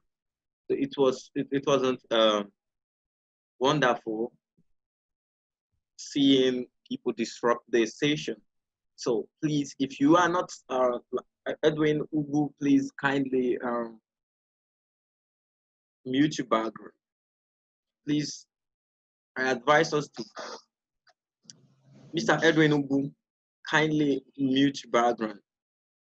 So let's mute the background so as not to cause these confusion, distraction. This is one of the things that communication. We are talking about. You see, people, you just join a group and you start making noise. So that is it. Our next speaker is Ugu Kevin, veteran, writer, and a priest. He'll be discussing with us topic. I would like him to introduce himself and tell us a little bit about his topic. And I trust we are going to enjoy his session. So thank you so much, Station. Ugu.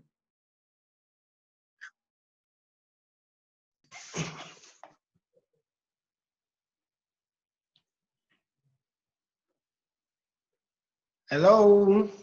Hello, we can hear you. Okay. I'm here in Malawi. It is evening. So good evening. Good evening. I'm a priest of the Catholic Church, and I'll be talking on the topic, actualizing your purpose amidst social distraction. I want to thank Carlo for this opportunity to be here to discuss this topic with you all. And thanks also for all those who have contributed.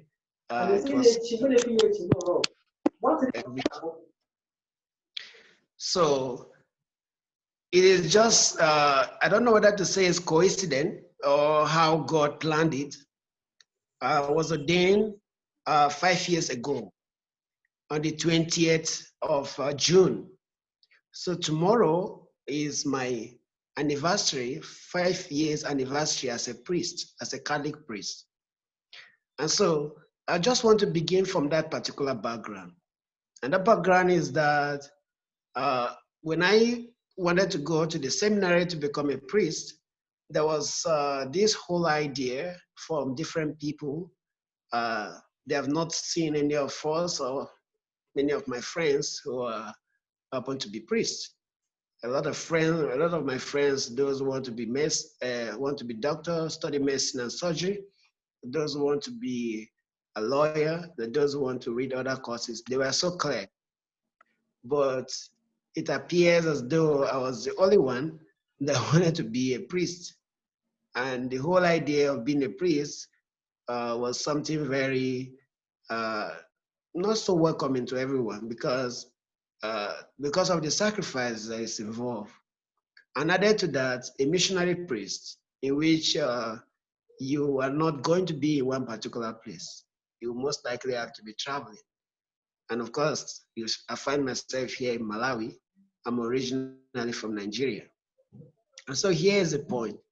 How do you actualize your purpose amid social distraction? We must understand what distraction is. generally. Distraction comes in different form. But at this particular moment, we can talk about distraction in the aspect of social media and the things that are actually happening.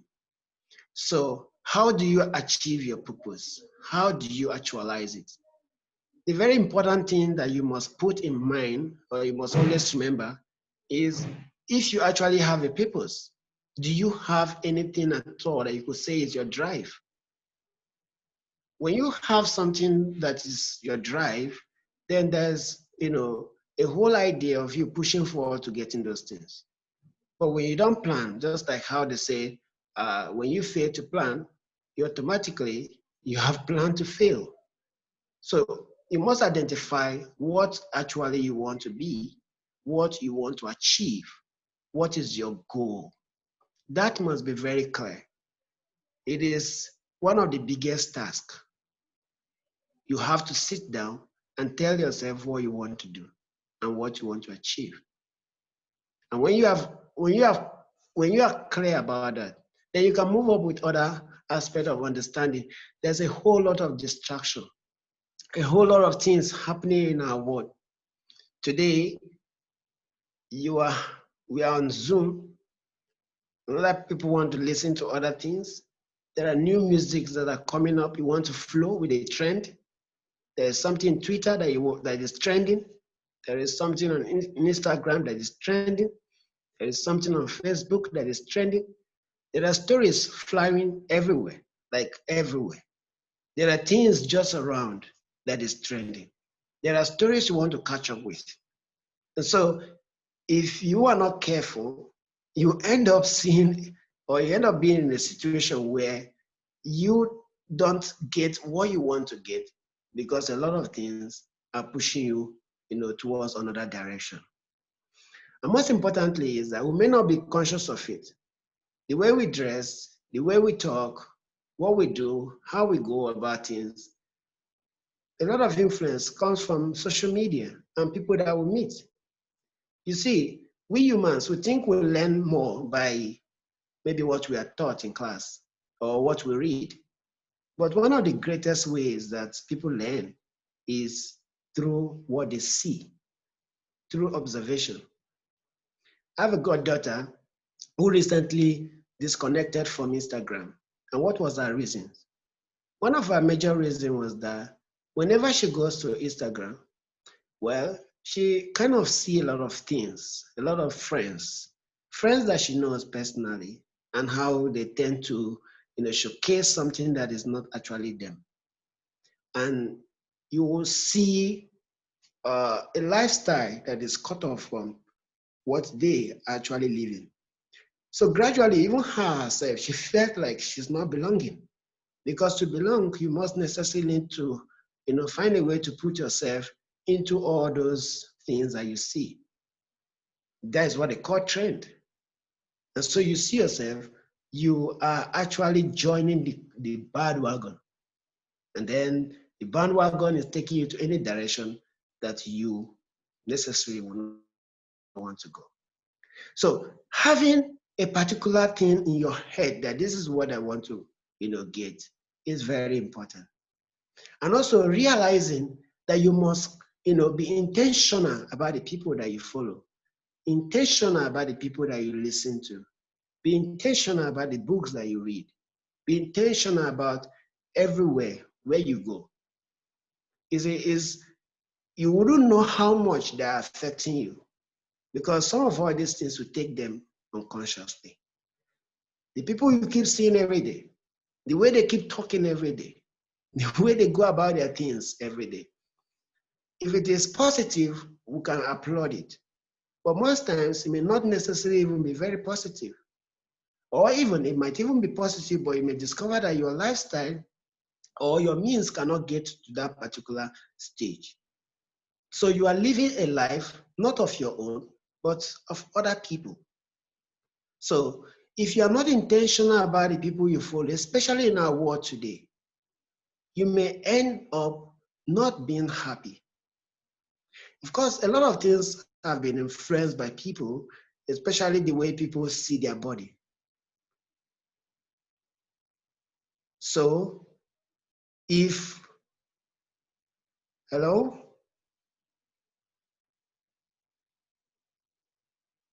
Hello? Okay. So to actualize your purpose, I mean social distraction, which entails a lot of discipline in you. This is not a question of, okay, let me just do whatever I want to do or flow with whatever is flowing in the world. Discipline becomes a key word because if you're not disciplined, you end up not even knowing where to go. And even if you have a very beautiful plan, you have an idea of a particular, let's say for example, you have money to spend, but if you're not disciplined, you may just go out of your door and you will see different things that you may possibly use that money to purchase, to buy. It is discipline that makes you to forego some things and say, I want this, not this. I need this, not this. And that discipline comes with self-actualization, self-knowledge, and self-contentment. Because when you don't have them, you flow in any direction that comes. And then you live your life in a way that when you get to a point in life, you ask yourself, what have I really achieved living? Because you don't have a purpose. And other than you don't have a purpose, you are not self-disciplined, you are not self-contented, you do not appreciate what you yourself have in you. And this brings me to another very important point. Another very important point is myself becoming who I am today here. I've been posted in a rural area here in Malawi to work. And it's quite very challenging to work. And then most often I come across on Facebook and people get to, read about what I do and even see the visual, the pictures of what I do. But this is something that they don't know. They do not know how much of the sacrifice and pains that go in. They do not know how much of the choices, things I denounce to get other things done. Those things are not clear to them. So what is clear? What is clear is, okay, how you look, which often is what I will show. And most people will want to show a very nice place, very nice background. By the way, this place is not even my room. So often people want to show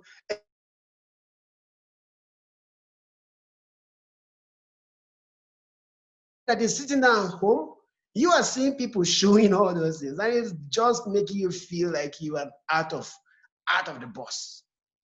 You are not happy with yourself because you are measuring yourself based on what people are showing. That is the social life we are living right now. Everybody wants to belong to a particular lifestyle.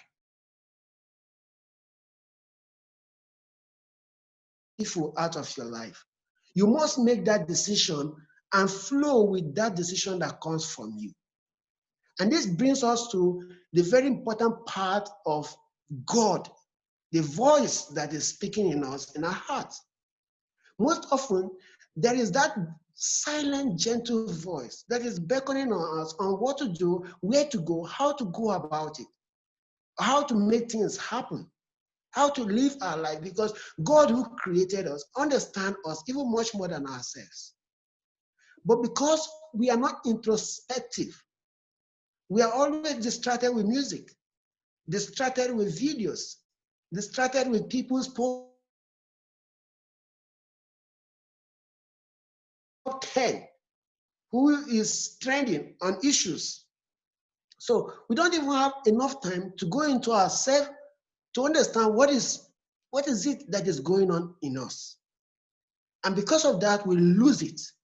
We lose the reality of whom God created us to be. And most often we die without actualizing even close to 10% of the great gifts that God has bestowed on us. And so if you really want to achieve your purpose here, amidst all the social distractions that you are seeing, you must first of all go deep down into yourself in serious introspection again and again. Just like how the philosophers will say, a life that is not reflected is not worth living. An unreflected life is not worth living.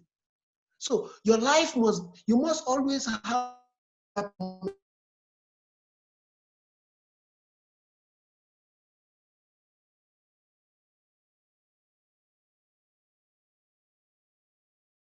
introspect. You should also realize that there are other people who are living their own life in their own ways. And so there is no actually room for comparison that is not positive. You only compare to be better. You only compare to love, and not comparison in the way that will demean you, to make you feel that you are not better than the next person. In our world today, people want to speak in a particular way. People want to write in a particular way. People want to dress in a particular way. Everybody wants to come out in one particular way. And so often we want to follow the trend. And because of that, if there is any serious purpose in your life that you want to achieve, you end up not even achieving it. So actualizing your purpose amidst social distraction is a moment of self-introspection. And like as I said about myself, I'm so happy that tomorrow is 5 years as a priest.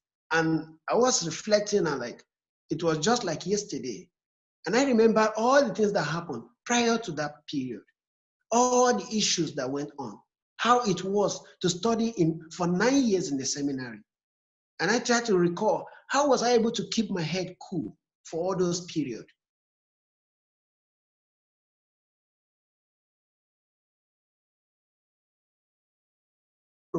Also matters a lot, my friends. The clique of people that you not in a way attuned to that same direction of you,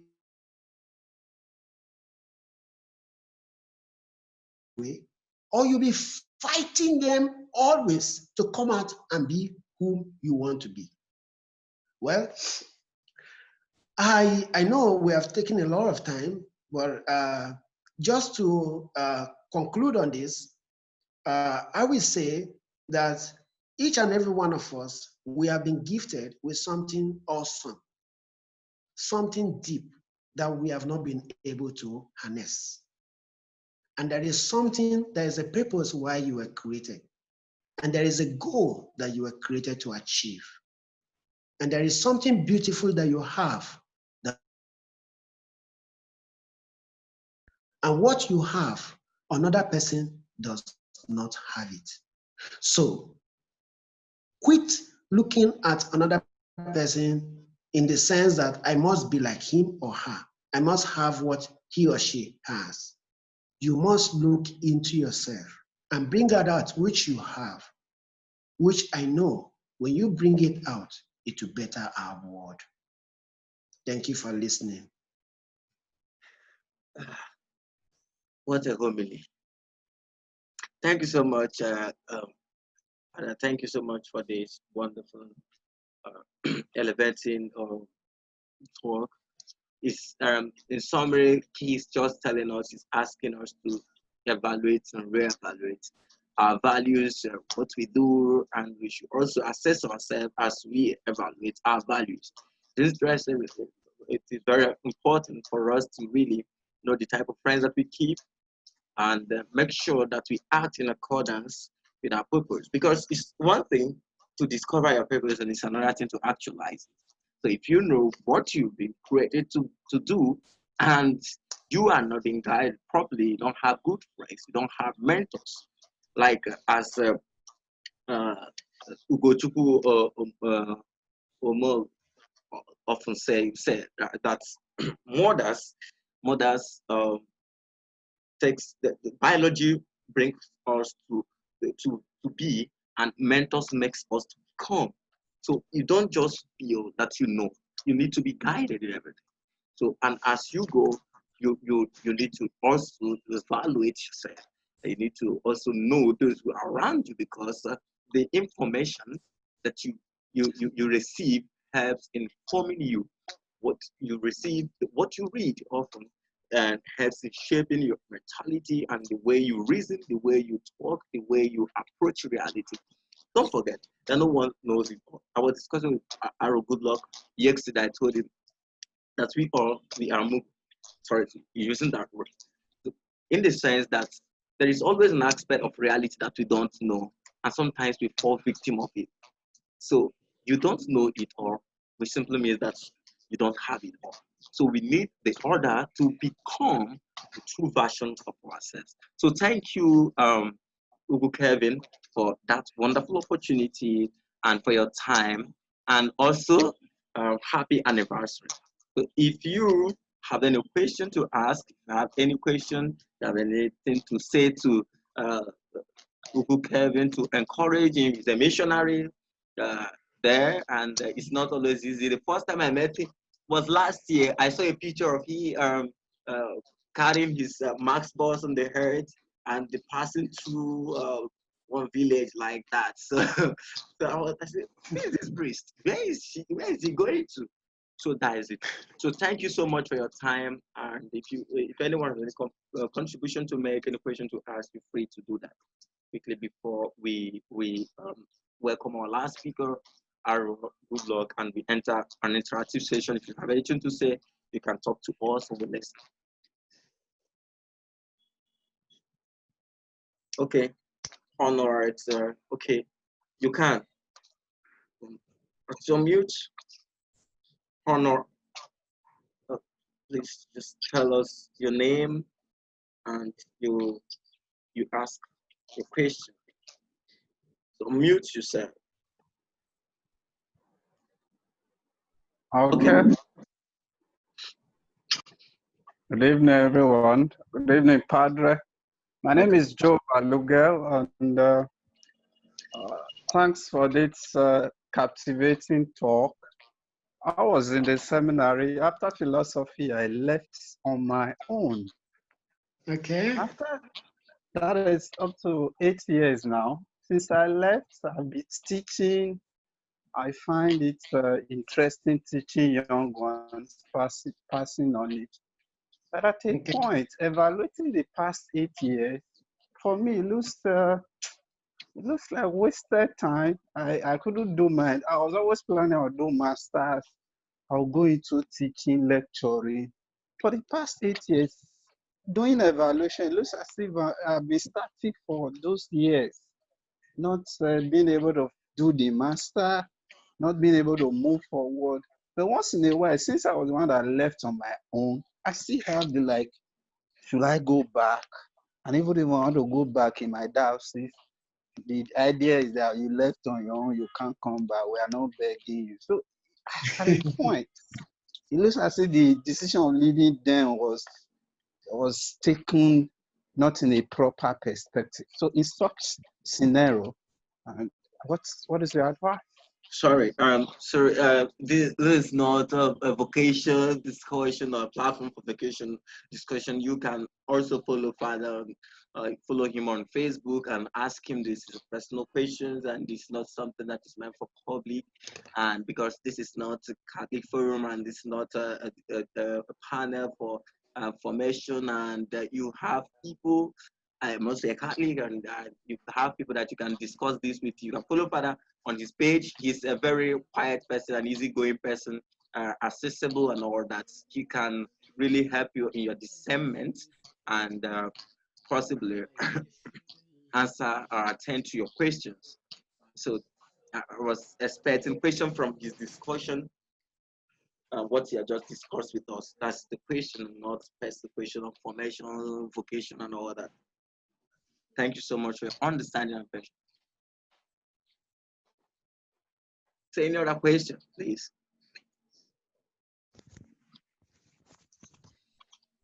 In the absence of question and all that and contribution, so I I would say thank you, Father.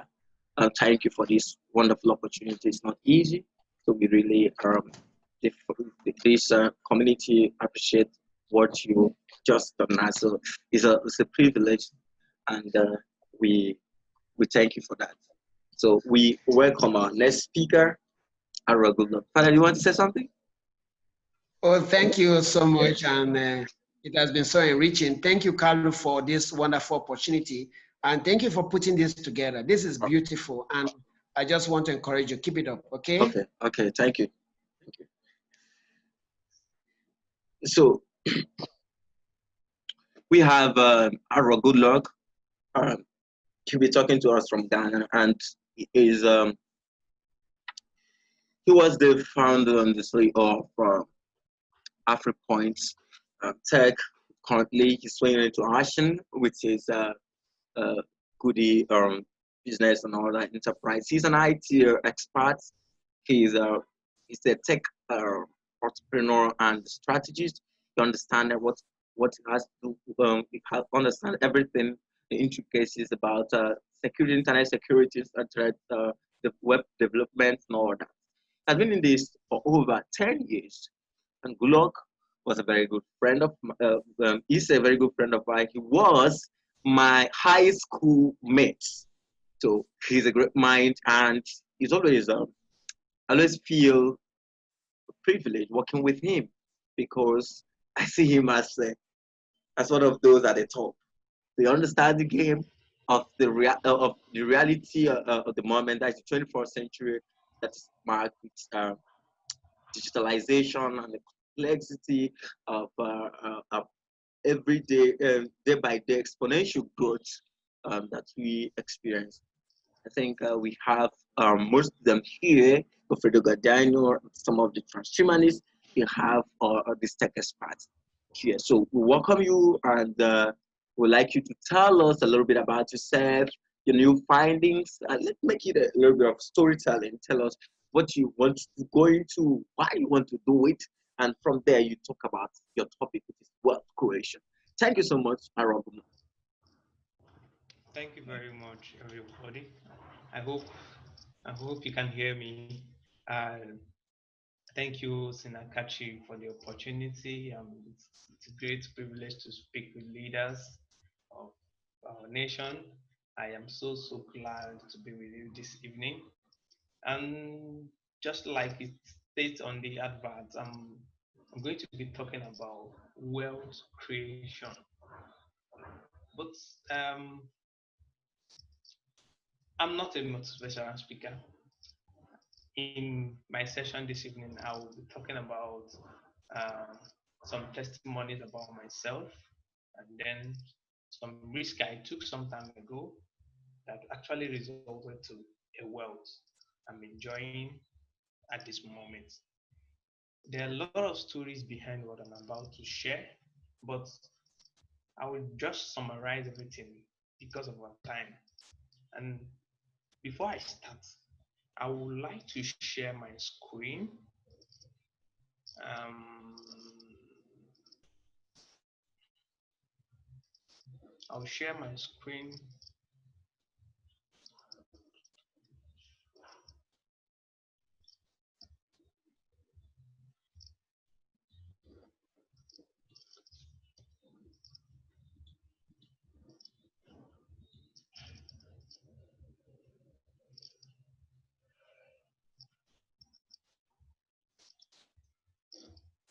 Sharing of the Okay. screen.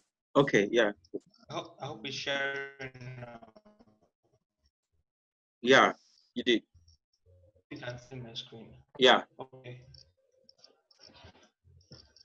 I will be talking about wealth creation. And one of these basic secrets of wealth is just starting with yourself first.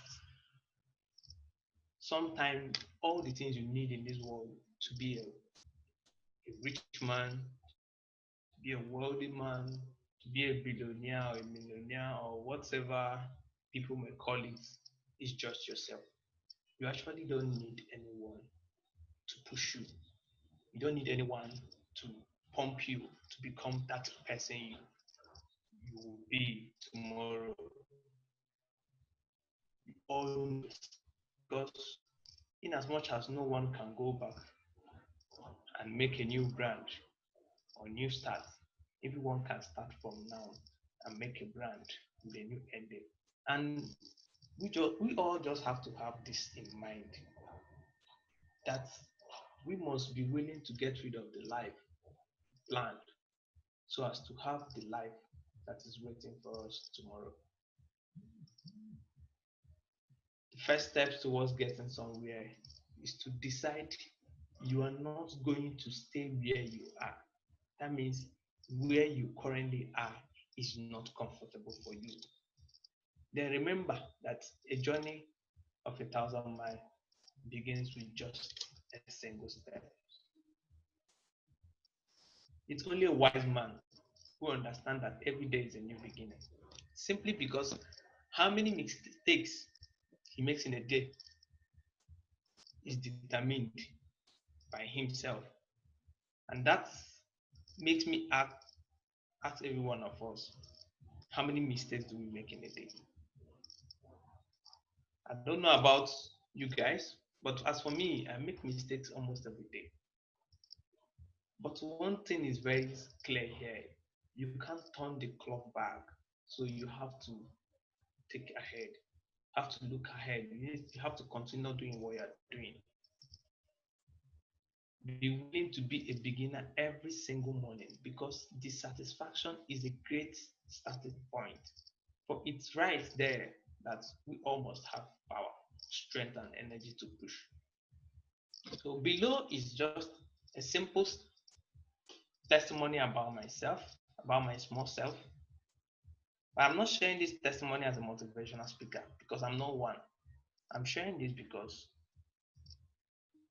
I believe it to be a source of encouragement for someone out there to start and also do bigger, do better. In a month like this in 2009, a company called Technology was found by a small boy at the age of 15 in a small student room with a Dell Latitude laptop. And the company became AfriPoint Network when the vision grew and got bigger in 2012. We were all there in Michael Okpara University, Umudike, when we had our first branch with just a small laptop, but we had a bigger dream then. In 2014, we decided to take our first service outside Nigeria, and it didn't work, but we succeeded in 2015.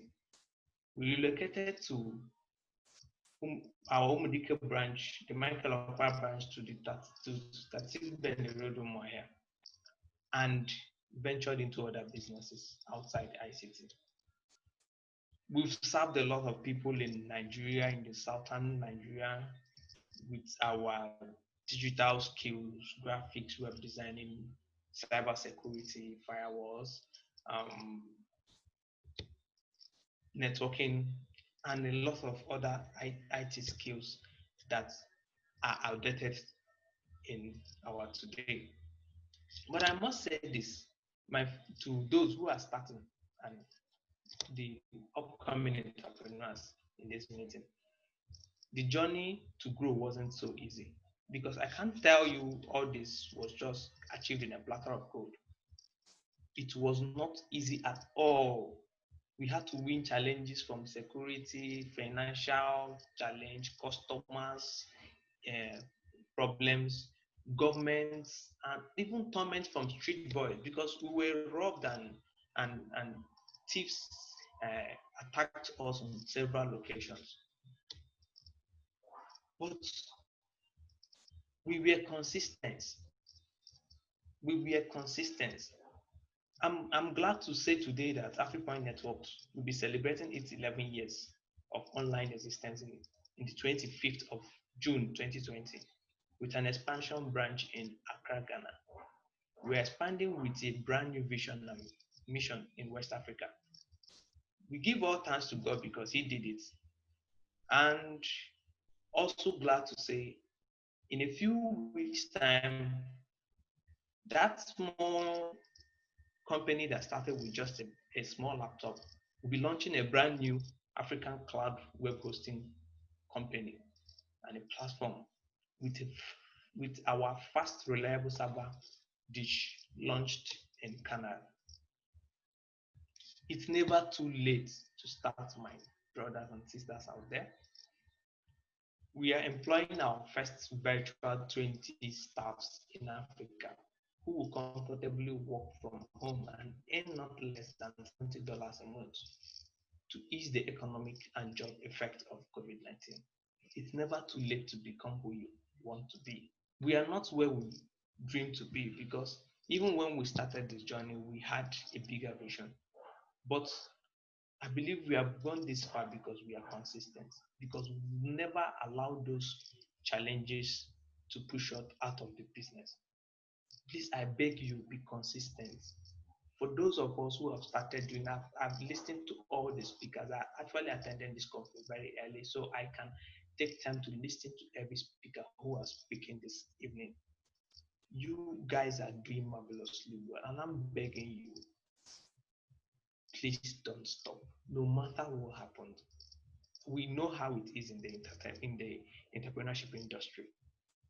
Like I wrote in your screen, there was a point when my late mom was laughing at me, saying, how long will you be in this? Your mates are working in the bank, your mates are doing this, your mates are doing that. But I was in it. I admitted all the laughs, and I continued it again. Of which you know that the biggest challenge you may have in life is when those who are supposed to encourage you are laughing at you. But remember that all winning teams are goal-oriented. Teams like this win consistently because everyone connected with them constrain them of specific objectives. They go about their business with blinders on. Nothing will distract them from achieving their aim. Emotions will come and go in their intensity, but your intuitive sense of what feels right doesn't feel right will remain constant for a long period of time and will far outstate the consistency of your emotional feelings. I will leave you with this before I turn to questions. He may as well conceive him with shadows on the wall. Speak what you think now in the head, and tomorrow speak what tomorrow thinks in the hand, in the head what again. Though it contradicts everything you said today, so you shall be sure to be misunderstood. It is so bad then to be misunderstood, just like as Pythagoras was misunderstood, and Socrates, Jesus too, even the Luther, and so many other big leaders, Martin Luther King, and every pure and wise spirit that ever took flesh. To be great is to be misunderstood. So don't feel too bad when people misunderstand your dream. I will take a stop here and attend to questions. Thank you very, very much, everybody. Wow. To be great is to be misunderstood. So, do we have any questions? And if you have any question, if you have any contribution, this is the question asking session, contribution session. If you have anything to say, you're free to say them now. If you have any contribution, if you want to discuss anything with us, we quickly be given 5 minutes for anyone who's interested in saying anything to us and those out there, because people are following us on Facebook Live, and most people are share these and we have been hosting what parties and inviting people to participate in these wonderful programs. So if you have any contribution to make, just raise your hand. I will mute you. If you have any questions to ask, just raise your hand. and you ask your question.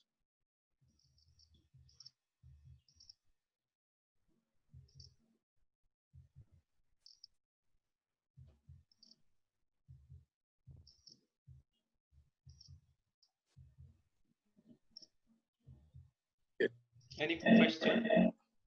So good.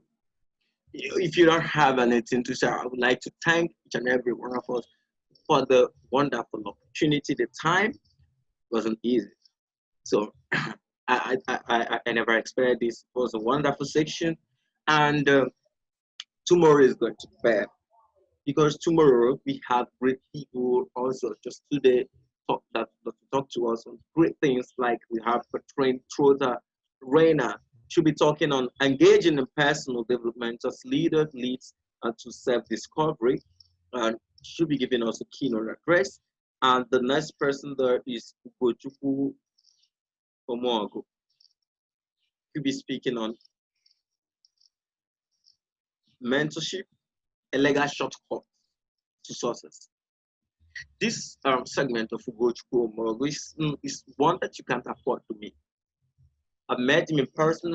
I've listened to his sections on Facebook at over 10,000 followers and all that. So he's you can just research about him. Let not be a store. I'm talking much about people. I got results and advise top companies and organizations and all that. He understands the science of wealth creation. You can afford to mix this segment, and virtue. I'm going to ask a lot of questions because what he's going to talk, what he often say, is somewhat mind blowing, mind bending. So please don't mix it. After that, we have Chioma Chinaka Chigozie. She'll be talking on foresight, the springboard to maintaining pace and achieving sources. We have Matt Crum. Matt Crum will be talking about being, be talking about lessons that someone who is emotively dispossessed, that what you need to do when you're emotively dispossessed. It's all about emotional intelligence, a guide, just how things that you're going to do to really build up a better emotional intelligence. So we have on Malak to Lord. Malak will be talking of being responsible in pursuit of papers. So we have Richard Obasnachi Zala talking about leveraging social media and digital tools for personal development and productivity. We have Peter Ogochukwu alone talking about servant leadership. We have Joshua Nwachukwu talking about thinking for yourself. We have David Schumacher. Sorry if I didn't pronounce your name correctly, David. So David is one of the game-changing agents in the U.S. Transhumanist Party. He's a brother and true friend in helping and advising. He's always there, very humble, and he is a paid consultant, a strategic planner in the United States of America. Got experience as a man in that. So it's something that it's a program that we can't afford to miss. So if you are interested in what we're doing and you want to speak, have a wonderful ideas that you want to share, you can just email me on info@osinakachi.com. If you want personal interviews, you've written a book and you want us to discuss about it, you want to make promotion because we rise by lifting others, just email me. So we have fixed the day for you that we talk about your ideas now that share with the world and see where, because after this I'm going to record this. Those who are interested, they can as well send in their emails to through my WhatsApp, through my Facebook. Make sure you follow my page so that you can get some of all this. I'm going to record this, save this program and post them on YouTube, Facebook, LinkedIn, Instagram, and tweet so that we can use them for future guide as a future guide. So thank you so much for this wonderful for availing your time to be part of this program. So don't forget, if you are yet to register, you can still register to get a copy of Success Mantra, Decoding Philosophy to Purposeful Life. We all in this together, and we'll be doing this once in a while. So we help people to understand the essence of this meeting is to help people discover and actualize their papers in life. So if you have anything to share, if you want to discuss with any of our speakers, you can follow them on their social handles, drop questions, either on the comment section, if it's private, look up for their emails and the follow up. Thank you. See you tomorrow.